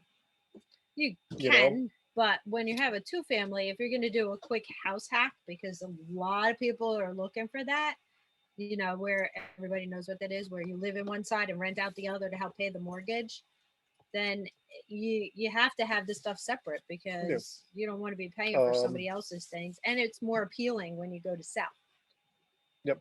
Now, when you're doing like material, because you're doing this large property, I mean, it's 1,600 square feet, but it's a large amount of insulation and sheetrock. So the price goes down a little bit because you're buying bulk material for it compared to a 1,500 square foot single family home.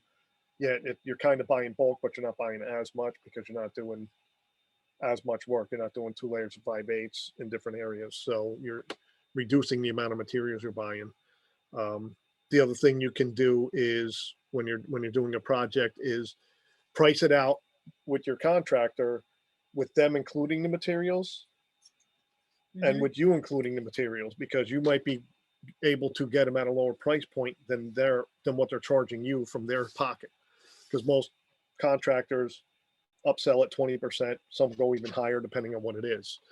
So those are things you have to incorporate. Like if you know, like Nancy was saying, it's $60 a piece of plywood. Okay, if you got to redo the whole roof, how many sheets of plywood is that going to be? If you got to do flooring and you got to put plywood down, how many sheets of plywood is that going to be?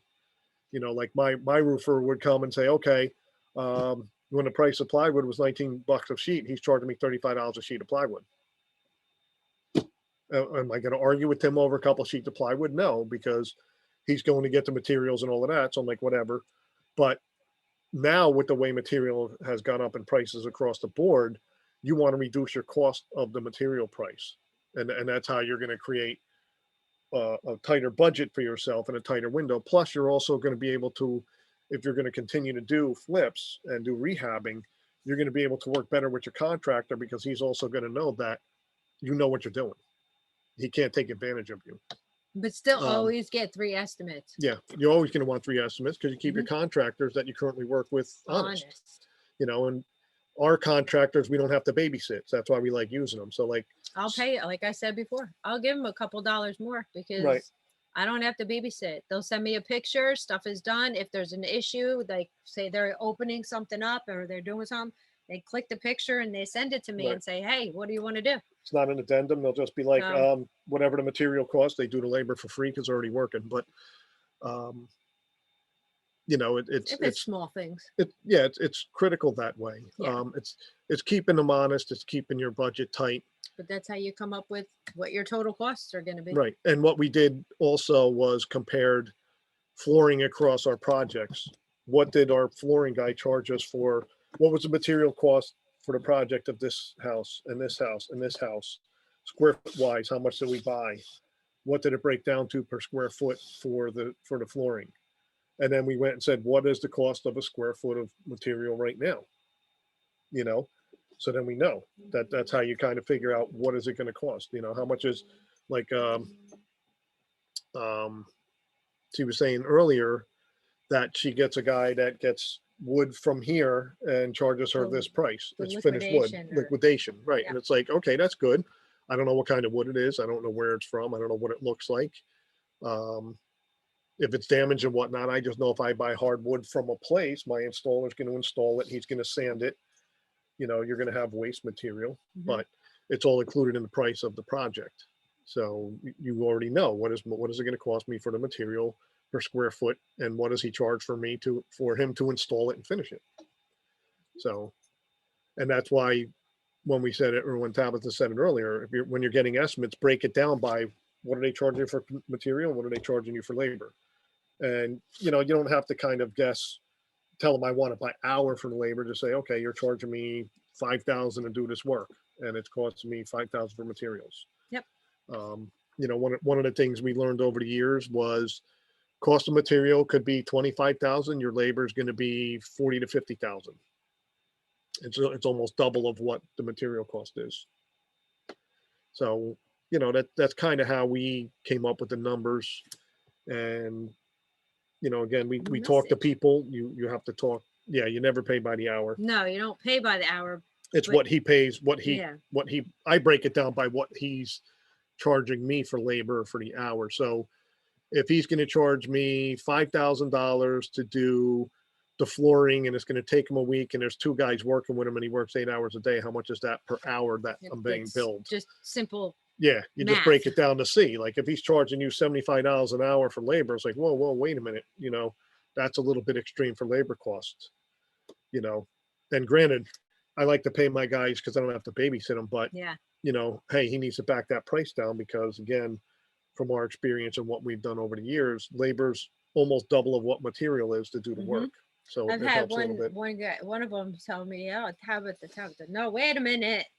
I just threw a number out of my hat. You know, but they'll come back. They'll come down because you're not going to be a first timer, you know, just a one-time deal. So that's what you got to remind a lot of the contractors. That's how the other part, how you get your numbers. You're not a one-time, one and done. Right. You're going to be repeat business. So Yeah, like the wiring part, that's a little bit difficult right now because again, wiring is what it is. yeah.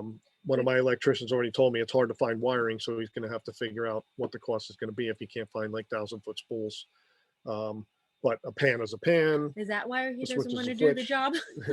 A switch is a switch, an outlet's an outlet. I mean, you know, what are they charging you for those components? So that's why we looked at it. We kind of know the numbers from previous projects that we've done. So we kind of base our numbers on that. And what I could easily look it up and say, okay, what's a switch at Lowe's or Home Depot cost? Yeah. If you're unfamiliar with it, do know. that. Just Google or go to Home Depot and walk around.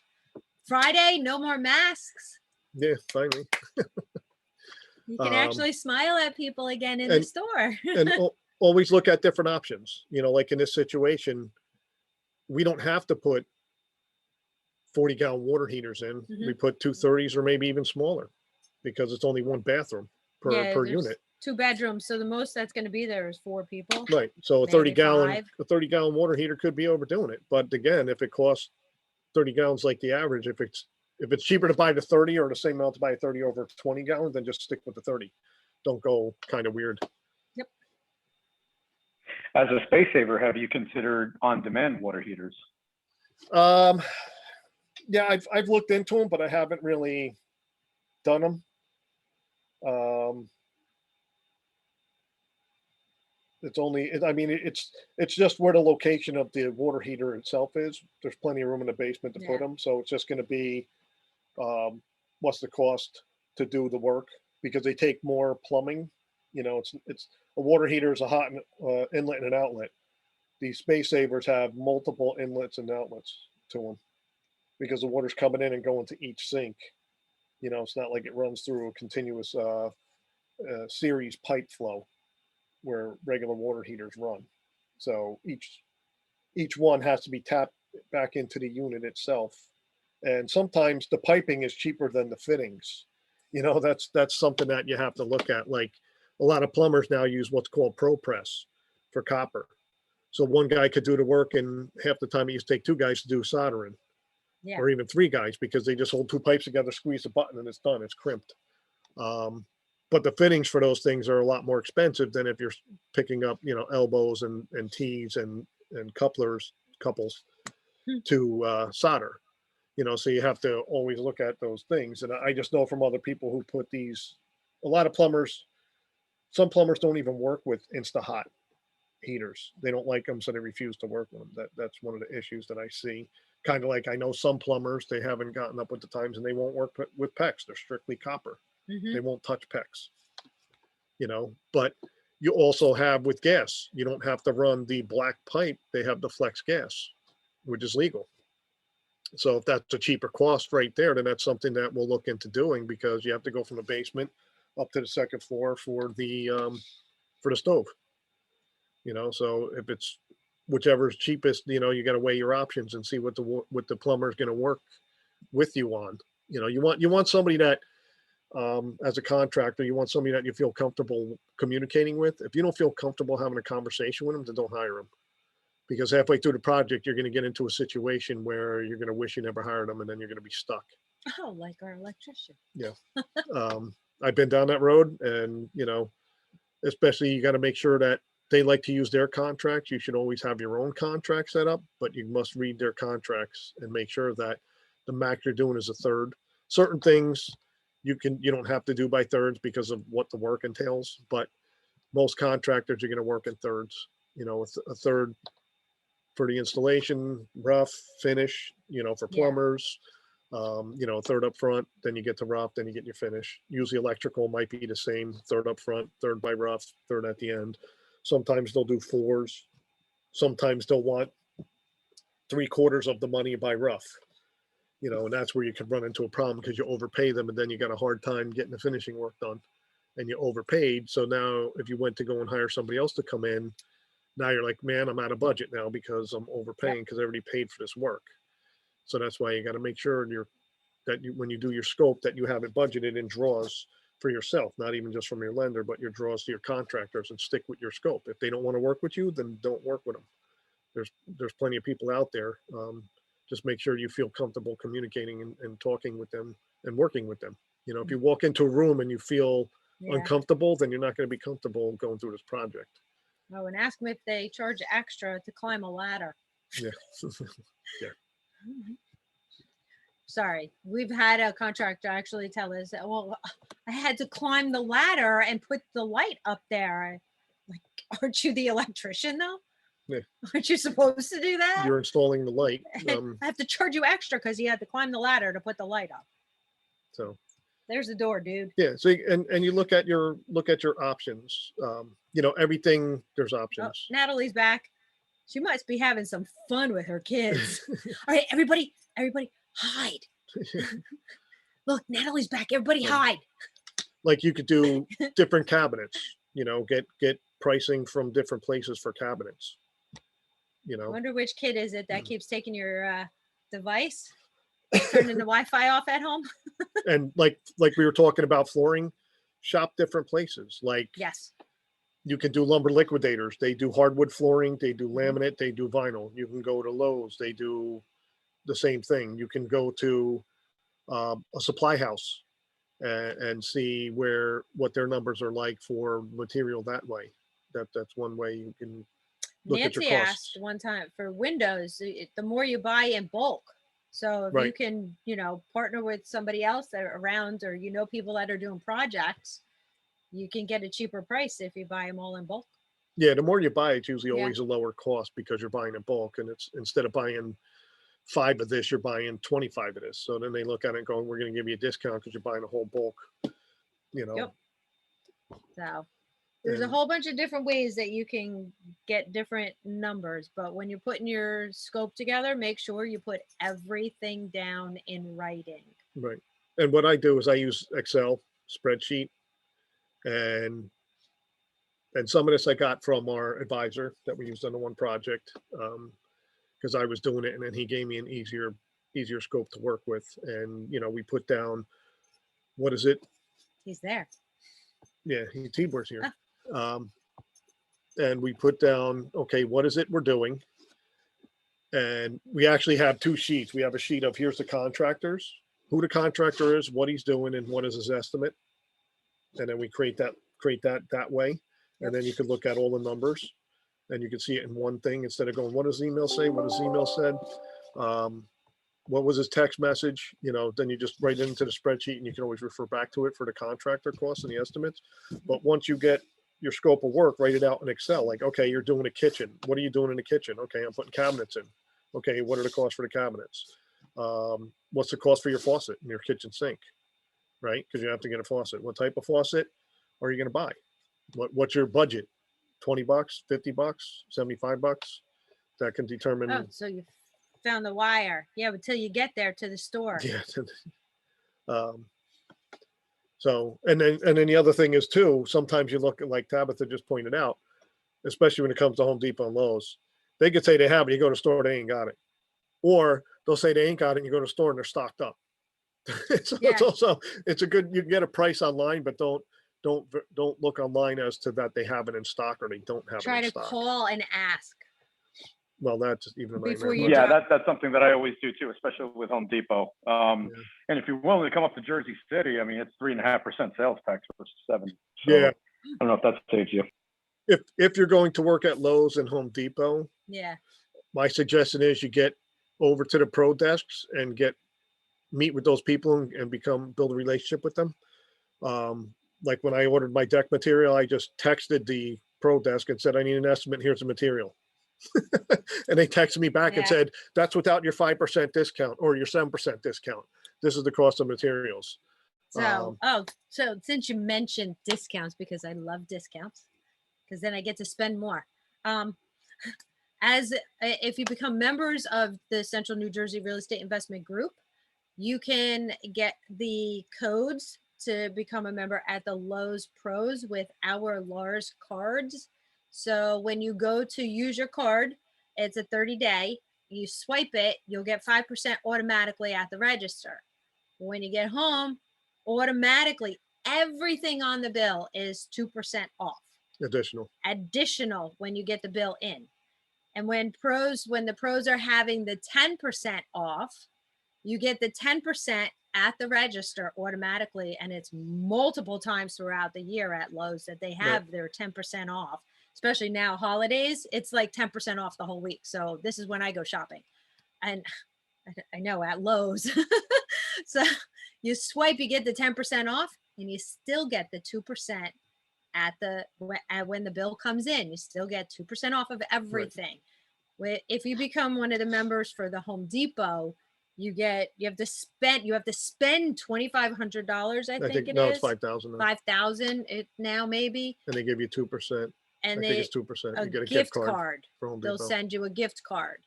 So here you get the discounts on everything.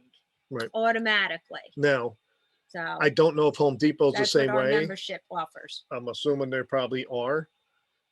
The bid rooms are not giving discounts on lumber materials. So if you said, I got this project, I'm going to go there, I need all this material, including lumber, they won't give you a discount on the cost of material for lumber based on the fact of they're not really making a profit on any of the lumber coming in and out of their stores right now because the cost is so high. They're basically selling it at cost to people. It's keeping them in business and keeping people coming into the store. So it's a good thing.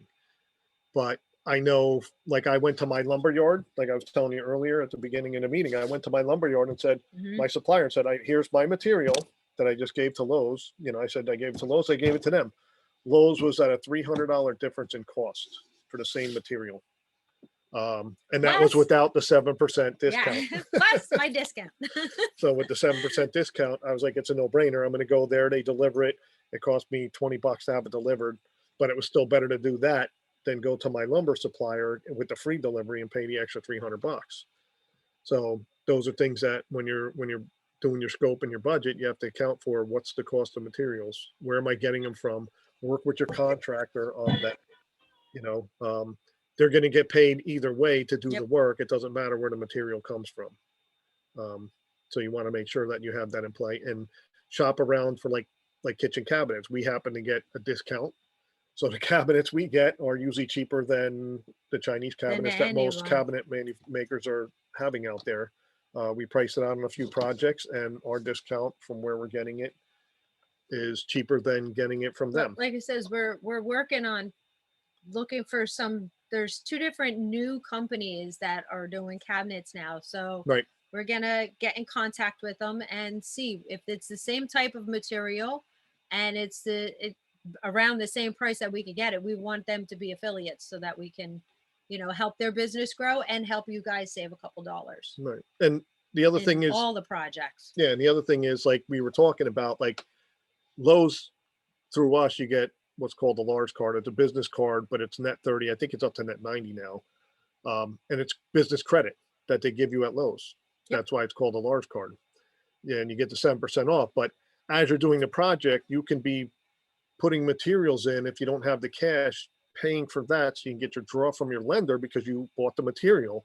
So you could submit for your draw so that by the time the bill comes in, you can just pay it right off. Or push it out if you have to get more material and more things done before you get a draw, or you just want to get the project done. You can leverage the money. It's all about leveraging the money to get the project done, and depending on where you get the money from, you can leverage it. We have net 30 terms with our suppliers. We have net 30 there. We got Home Depot's Well, Home just Depot's a just a regular revolving credit. revolving commercial but- credit where you get 20% off on paint Yeah, when you then walk out the there's- door. Yeah, 20% is the best over there for the Yeah. paint. We get I've saved a few $100. couple suppliers. 5-gallon jugs for free. Yeah. Most of the time when you walk in there, you buy four or five 5-gallon buckets. You walk out with one free, which Free's is for a lot. me. It's anywhere from, depending on the Yes, paint that you're even buying. paint went up. I see Yep. that. Yes, Um, but at least still getting something off helps. right, and it all ties into what you're doing, and that's why I said, like when our painter comes in, he'll be like, okay, it's going to cost you X amount for me to paint the house. Great, I'll get the paint, I'll bring it here. Mhm. And sometimes he'll be like, well, what are you getting the paint for? Because right now Sherwin-Williams has a discount that I'm getting X amount of dollars on a 5-gallon bucket. And I look at it and go, okay, you get the paint, because he's not upcharging me to pick up the paint because he goes to the paint store every day anyway. So he doesn't mark up the paint that way. It's building a relationship with the contractors. Everything in real estate is a relationship game. But it's kind of how you put your scope of work together. Like I was saying, is okay, if I'm buying paint, where am I buying it from? What's it cost at Sherwin-Williams? What's it cost at Lowe's? What's it cost at Home Depot? If I'm getting kitchen cabinets, what do they cost from Woodhaven.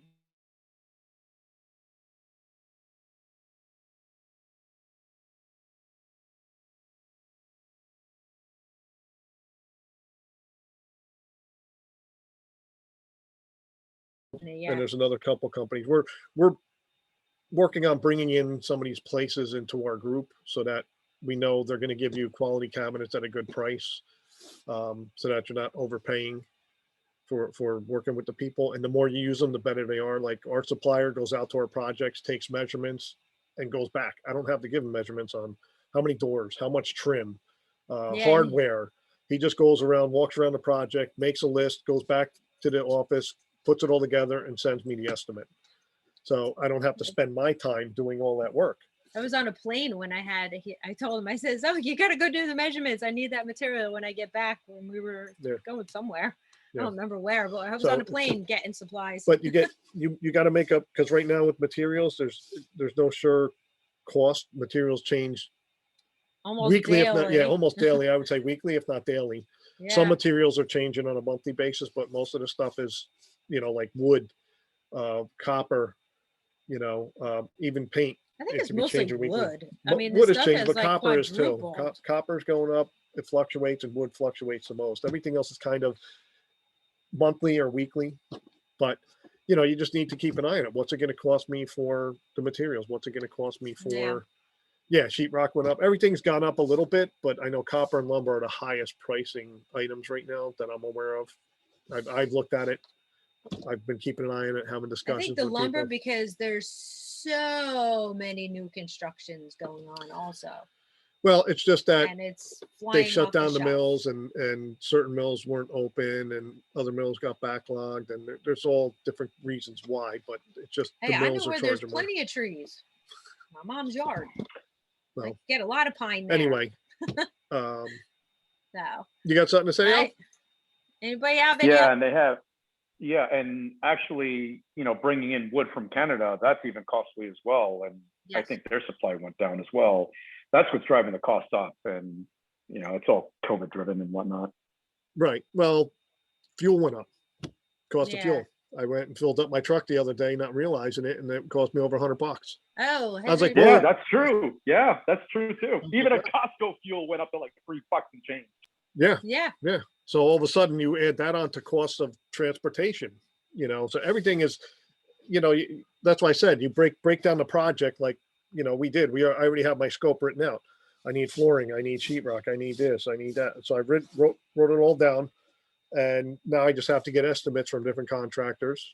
I know The what three. it should cost me, Yeah. but I want to see what the labor cost is. We're always looking for new ones. Like a lot of new contractors will come on to the CNJ, REIG, or I go on to Facebook on New Jersey Contractors. Right. Because on there, you're supposed to be licensed and insured according to the rules on that site. On the site, right? Yeah. They have to submit their Well, I registration don't know, number. but and their they're insurance supposed to be registered and insured. So I go on there and I look and I call them and to see how legit some of them are. And because we're always looking for, more, because that way the more you can do, the more you have, the more you can do. So you can scale more, So like now I've got like 3 or 4 and I have like 5 more I have to look at. She just sent over the comps, which I can run the comps, but I had to check to see because I even having the realtors, Mhm. checking in, got to check up on them and make sure they're running the comps the right way. So if I have one contractor doing all the different houses, I'm not going to get very far. Right. So we're always looking for more so keep everybody honest and see who else is out there. Right. And when you're doing your scope and your budget, this is what I always do. What's the worst case scenario, most expensive for material wise, and what should I be able to get it at? Yeah. And then that's how I run my number. I run it 2 ways. And I say, here's worst case scenario. This is what it's going to cost me. Does that number work? And if it works, then you're golden, because if the number comes down, you make more profit. So you're good that way. But if the number hits that mark and you're like, well, it cost me, like if I put it in and I say, okay, it cost me 120 for this project, that was my scope, right? But if it comes in at 110, hey, I say 10,000. I made 10,000 more in profit. If it comes in at 130, we already factored in, oh shit. Yeah. Because you'll run into that all the time. And that's where we put know? our monies there, because we Yeah. need to get the project done. So we take our money, we put it in there. And like I said, along the way, we pay for things that have to get done, closing costs and such and whatnot, and other payments along the way till we get Mhm. draws or whatever. So we always have our money available, and we usually get it put in there at some point. We just don't count on it until we need it. Yes. That's why We're always hoping we don't have to use it. because we always have other projects. Like we're working on this one, we're working on another deal somewhere else where it's similar. That one was somebody bought it, started renovating it, and ran out of funds. Yeah, but So it's now really weird. Yep. Oh, And that one we had somebody they present it put to all this us. stuff there. Yeah. Years.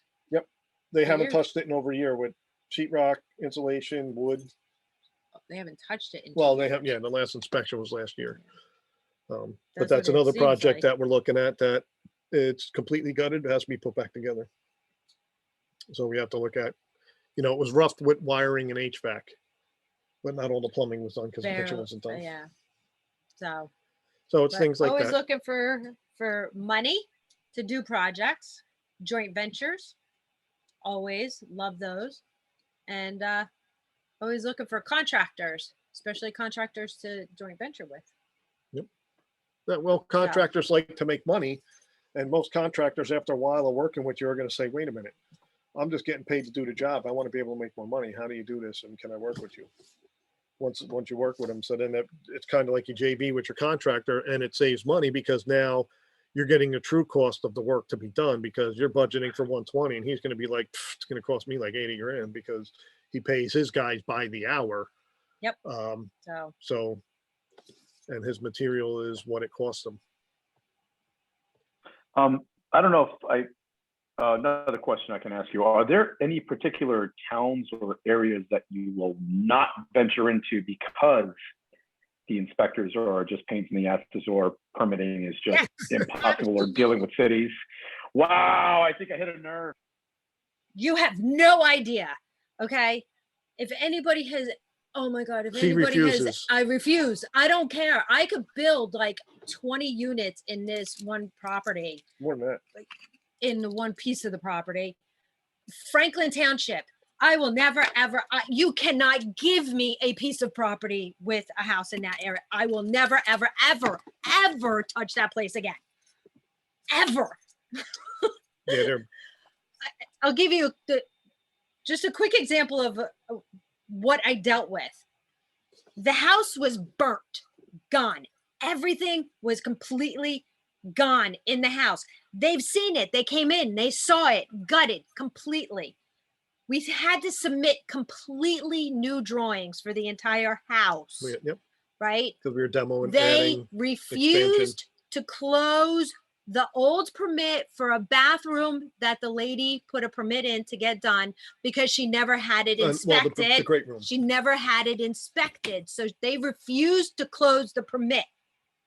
I said it was burnt. It's gone. How can you have a bathroom inspected when it was gone in a fire? And we just did everything. They said, new. well, that's not my problem. She needed to get the inspection done.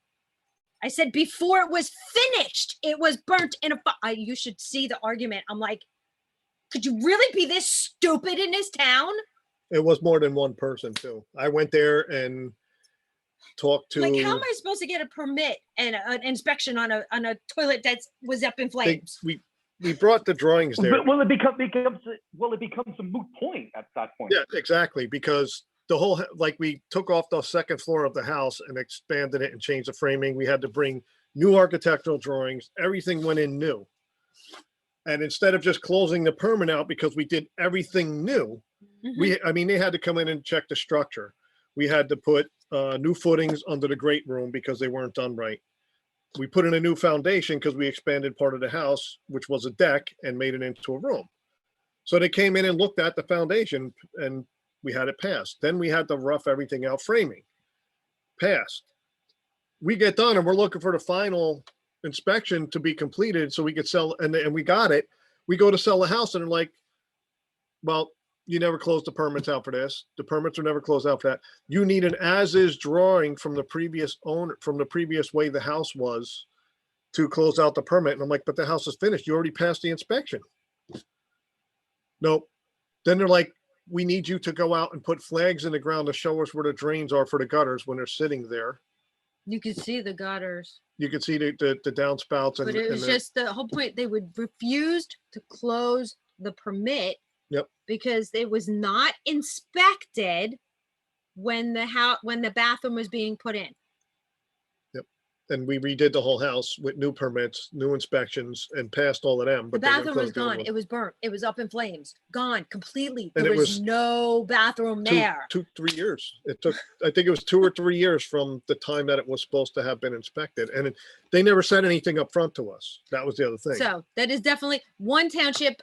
Like I said, you can't give me a piece of property. I do not care how cheap, how much money I can make. I don't care if I'd make $10 million on one house in that.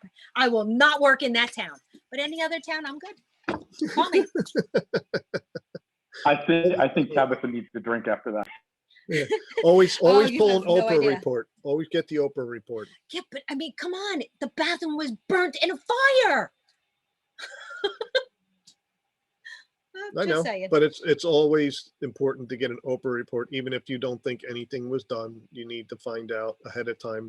So But when they did, I pulled it, and they said, I know, I was says there. we have to submit all new drawings. They says, yeah. So then none of Mhm. this is going to be relevant. It's all going to be gone because you're going to put in the new drawings. I said, yes. And always try to have your inspectors at the job site when the inspections are occurring. The contractors, The when contractors, inspectors are yes. there. When the inspectors are there, see, make sure your contractors are there, because inspectors don't like to inspect work without the contractors who did the work present. Um, Well, they don't mind when it's They- just me. well, there's some towns, some inspectors don't like it. They're like, "Where's the Mm. contractor? He's supposed to be here." Oh, I know. It's part of what their job is. But They if you're roughed gonna, it, if you they know. can't be there and you have to be there, That's one fine. thing You is always- just you- make sure you go over the work with them so you know how to answer everything.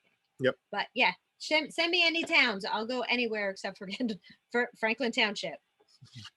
Kendall Park, I love, absolutely love those. I got 4 permits completed, all 4 permits when we were doing the work on a property in less than 6 hours, I think it was.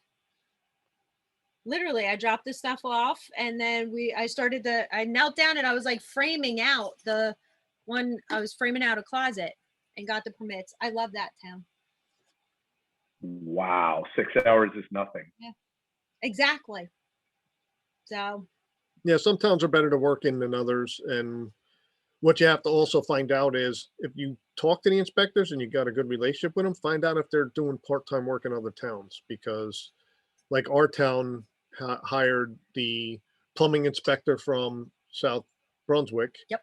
And the electrical inspector is from, I think, South Amboy, if I'm not Right. mistaken. So other town inspectors come to the town. So you want to make sure, like, hey, do you inspect in other towns? Because if you have a good rapport and relationship with them, then you don't mind working in the other town, because you know you're going to run into them again and they know your work.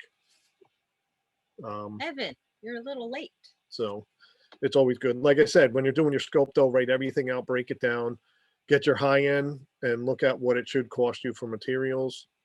Our past experience has been, labor's double the cost of the materials. At least. So if you at least factor that in, and that's how we factor in our scope. We look at it based on our previous projects. What did they cost to do this work? What did they cost to do that work? Same square footage, similar square footage, like if in this house, if I'm working on, say it's 800 square foot homes, and all of a sudden I'm doubling it, well, then everything's going to be double, right? Because you're doing 2 800 square foot homes. So then your labor should be this, but they'll probably give you a discount because they're doing both at the same time in the same building. So it should run you a little bit cheaper than doubling it up.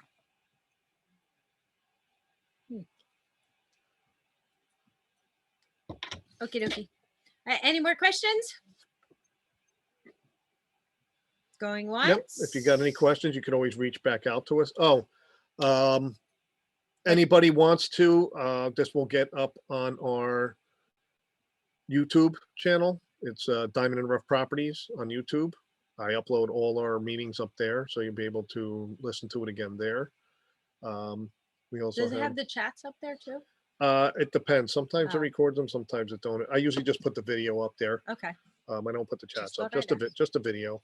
So you can listen to it again or watch it, or, you can reach out to us on Facebook. You can reach out to us, Meetup. We're on Instagram, Twitter. Yeah, we're all over the TikTok. place. Diamond and Rough Properties, Scott and Tabitha Forge. So you can hit us up anywhere and reach out to us. If you have our phone number, feel free to call or text us, and have a conversation, answer questions. New to the area and rehabbing my home. Electrician, plumbers, I would say give up, what is it? Where they at? No, it depends on where they're at. Huntington. Hunterdon County, that's down south. I have to look and see where they go. What town? Unmute. You can speak. Who was that? I missed it. Lambertville.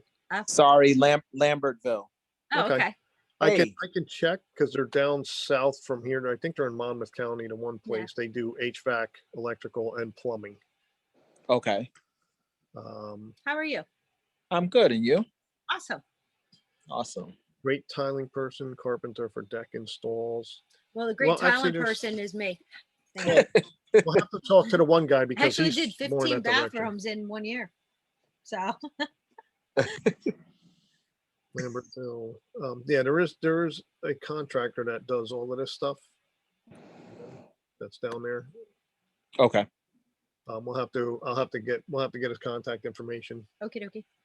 Actually, Awesome, we do thank have an you. electrician too that does down there. Oh, Craig, awesome. Greg. right? Was that his name? I have to get his number. Well, You're, you're horrible with names, okay? Because Walter, that he was born Harold for for 80 years, it's- and you're Waltering him all the time. So I he's always horrible with names. So I always know when I look at him, and it's like when I'm not looking at him. Yeah, Should I just send an email or put my email address in chat or? actually, Let's see. I was gonna say, just give me if you want to shout out your number. Sure. You want to do that? It- Go ahead. Yep. 862-252. Yep. 0664. Did everybody get that? So y'all can start pranking. Exactly. I Right. know we should have our number up there. It's easy. Actually, ours are both. Well, that's It's- what. Yeah, I mean, I should have did it at the beginning, Yeah. but I'll put our. you should put it next to our name, like everybody does. I know. I got I to do a lot of things. I don't have time. So ours is easy. You'll be getting a number from 732 Okay. 309 8653. Mine's easy. You go 8653. You go, Awesome. it is 8432. Okay. I All right. just- Thank you.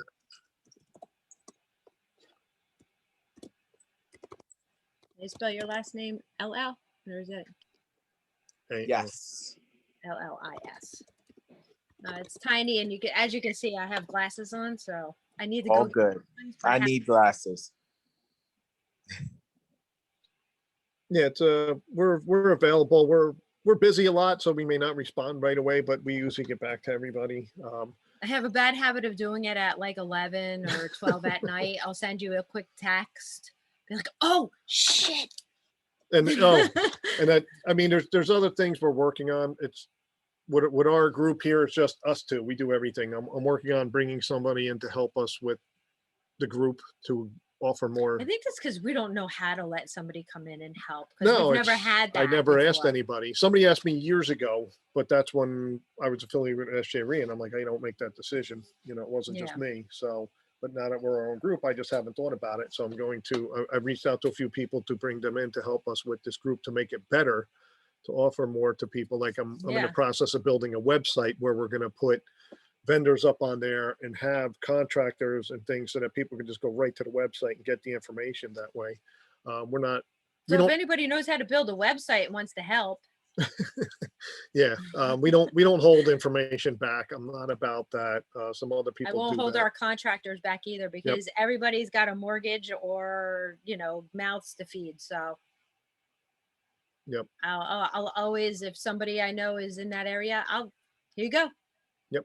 I We do always do know a that. lot of people that are like, oh no, I will not tell you the name of my good contractor because then they won't be available for me.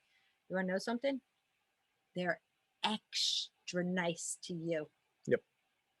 They appreciate when you give them more work. Yep. So they always they appreciate that, and then when you need something, they're there for you. So that's our experience with our contractors. That's why we like them. I mean, we may pay a little extra for some of them, but we can rely on them. They get the work done. We don't have to babysit them. They'll go out of their way. They'll go into work on a Sunday if they need to get something done for us. Yep. 7 o'clock at night, okay, I'm supposed to go home and do something with my wife, or I told her I can't make it. She's like, fine, we'll do it tomorrow. And, I don't like doing that either. I tell them, no. Yeah. I tell them, go home. But we're Okay. open. We help people as much as we can. We mentor a lot of people. We put that in our some- Facebook group too. I'd say, please call me before you get into the mess. The It's mentoring so is much free. easier. We mentor for free. Yeah. It's our mistake. We should be making money, but not everybody is able to pay, and we're not looking to make $1 million by mentoring people. We do coaching, which is a cost because that's a little more extensive. Right now, I'm mentoring a kid in Brooklyn. Yeah. He just started getting into it. He came out to our networking event, and I've been chatting with him. Do multiples. And I know a lot of people on here. Like I said, we've been around for 14 years already. I didn't even realize it till I thought about it tonight, how long we've been around. Don't think about it. Shh. Our first real estate meeting was in 2010. So that's Yeah. how long we've been going to meetings in the area, networking and talking to people. Feel free, reach out, give us a call, text, IM. Yep. You name it. Instagram me, follow us. We're everywhere. And I have a new product that's coming out that I'm working with somebody on. It's new virtual business cards, which are awesome. Yeah, It's, I'm jealous. He got one and I didn't. He's it's re- rude. It has all your contact information on this virtual card. Everything: Facebook, Instagram, Clubhouse. And Oh if you yeah, don't, we're on there too. and if you don't know Clubhouse, because you got a Droid, they have Clubhouse for Droid now, so you can get into Clubhouse if you have a Droid. It's not just for iPhone anymore. If you haven't heard of what it is, it's for yes. Oh, Al somebody else knows. hangs Al out with knows. Matt. Yep. Al's a great guy. Matt's a great guy. He'll But yeah, probably be speaking at the meeting. soon. I want to get him on, but I have to wait. He's waiting for some things to come in. So, Yeah, he is funny. You should have seen the first time we were sitting at dinner together with Matt. I don't even know how many years this was. That was many years ago. Oh. I have a truck driver's license. Yes, I do. I have a license to drive anything from 2 wheels to 18. And his mouth was worse than mine. And I have a truck driver's license. And I was in the restaurant like, oh my gosh.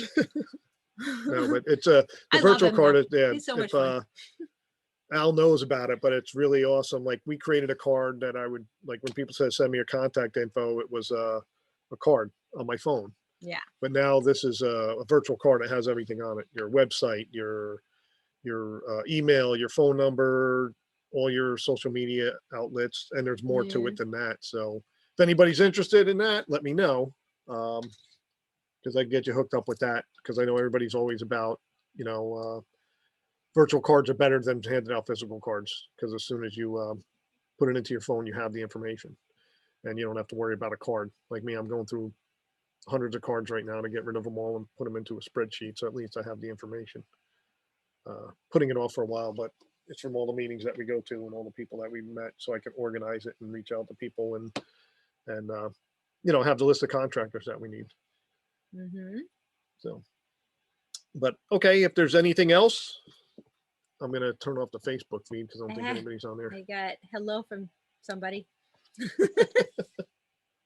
Al okay. Nope. Oh, I No. don't know who that is. All right. Is there any other questions, or everybody got everything they need? Like I said, feel free to reach out to us and we can continue more conversations and answer your questions and help you out. By Lisa. See, I know a couple of those. That's it. Oh, okay. Cool. Thanks so much for everything. This was awesome. I really appreciate all your insight, guys. You guys are awesome. Thank Thank you, you. thank you. Anytime. Give That's us a what- call. Yep. That's what we're here for. We try to help people. And we just, like I said, we felt this was a good opportunity to present a house so you're not scared and at least you're not falling Well, into if the way you of, are scared, call us. right. But also don't get in over your head and overpay Before. and underestimate a project, because that's when you get into real problems Yeah. as well. Call us before. And always, if you're gotta curious move for a or minute. deciding about the Sweaty. numbers or something, give us a call. We'll run the numbers with you, help you out to help you decide before. I have seen some people that I to clean up the messes after. Yeah, a lot of them. A lot. So, yes, anytime. So I think that's it. Thanks for Yeah. coming out. Thank you, guys. And again, next month, we're looking to have it live, so keep an eye out for that. Yeah, and if you want to become a member, let us know anytime. Oh, it looks like they were jumping on. All right, guys, thanks. Have a great night. We'll talk to you soon. Bye now.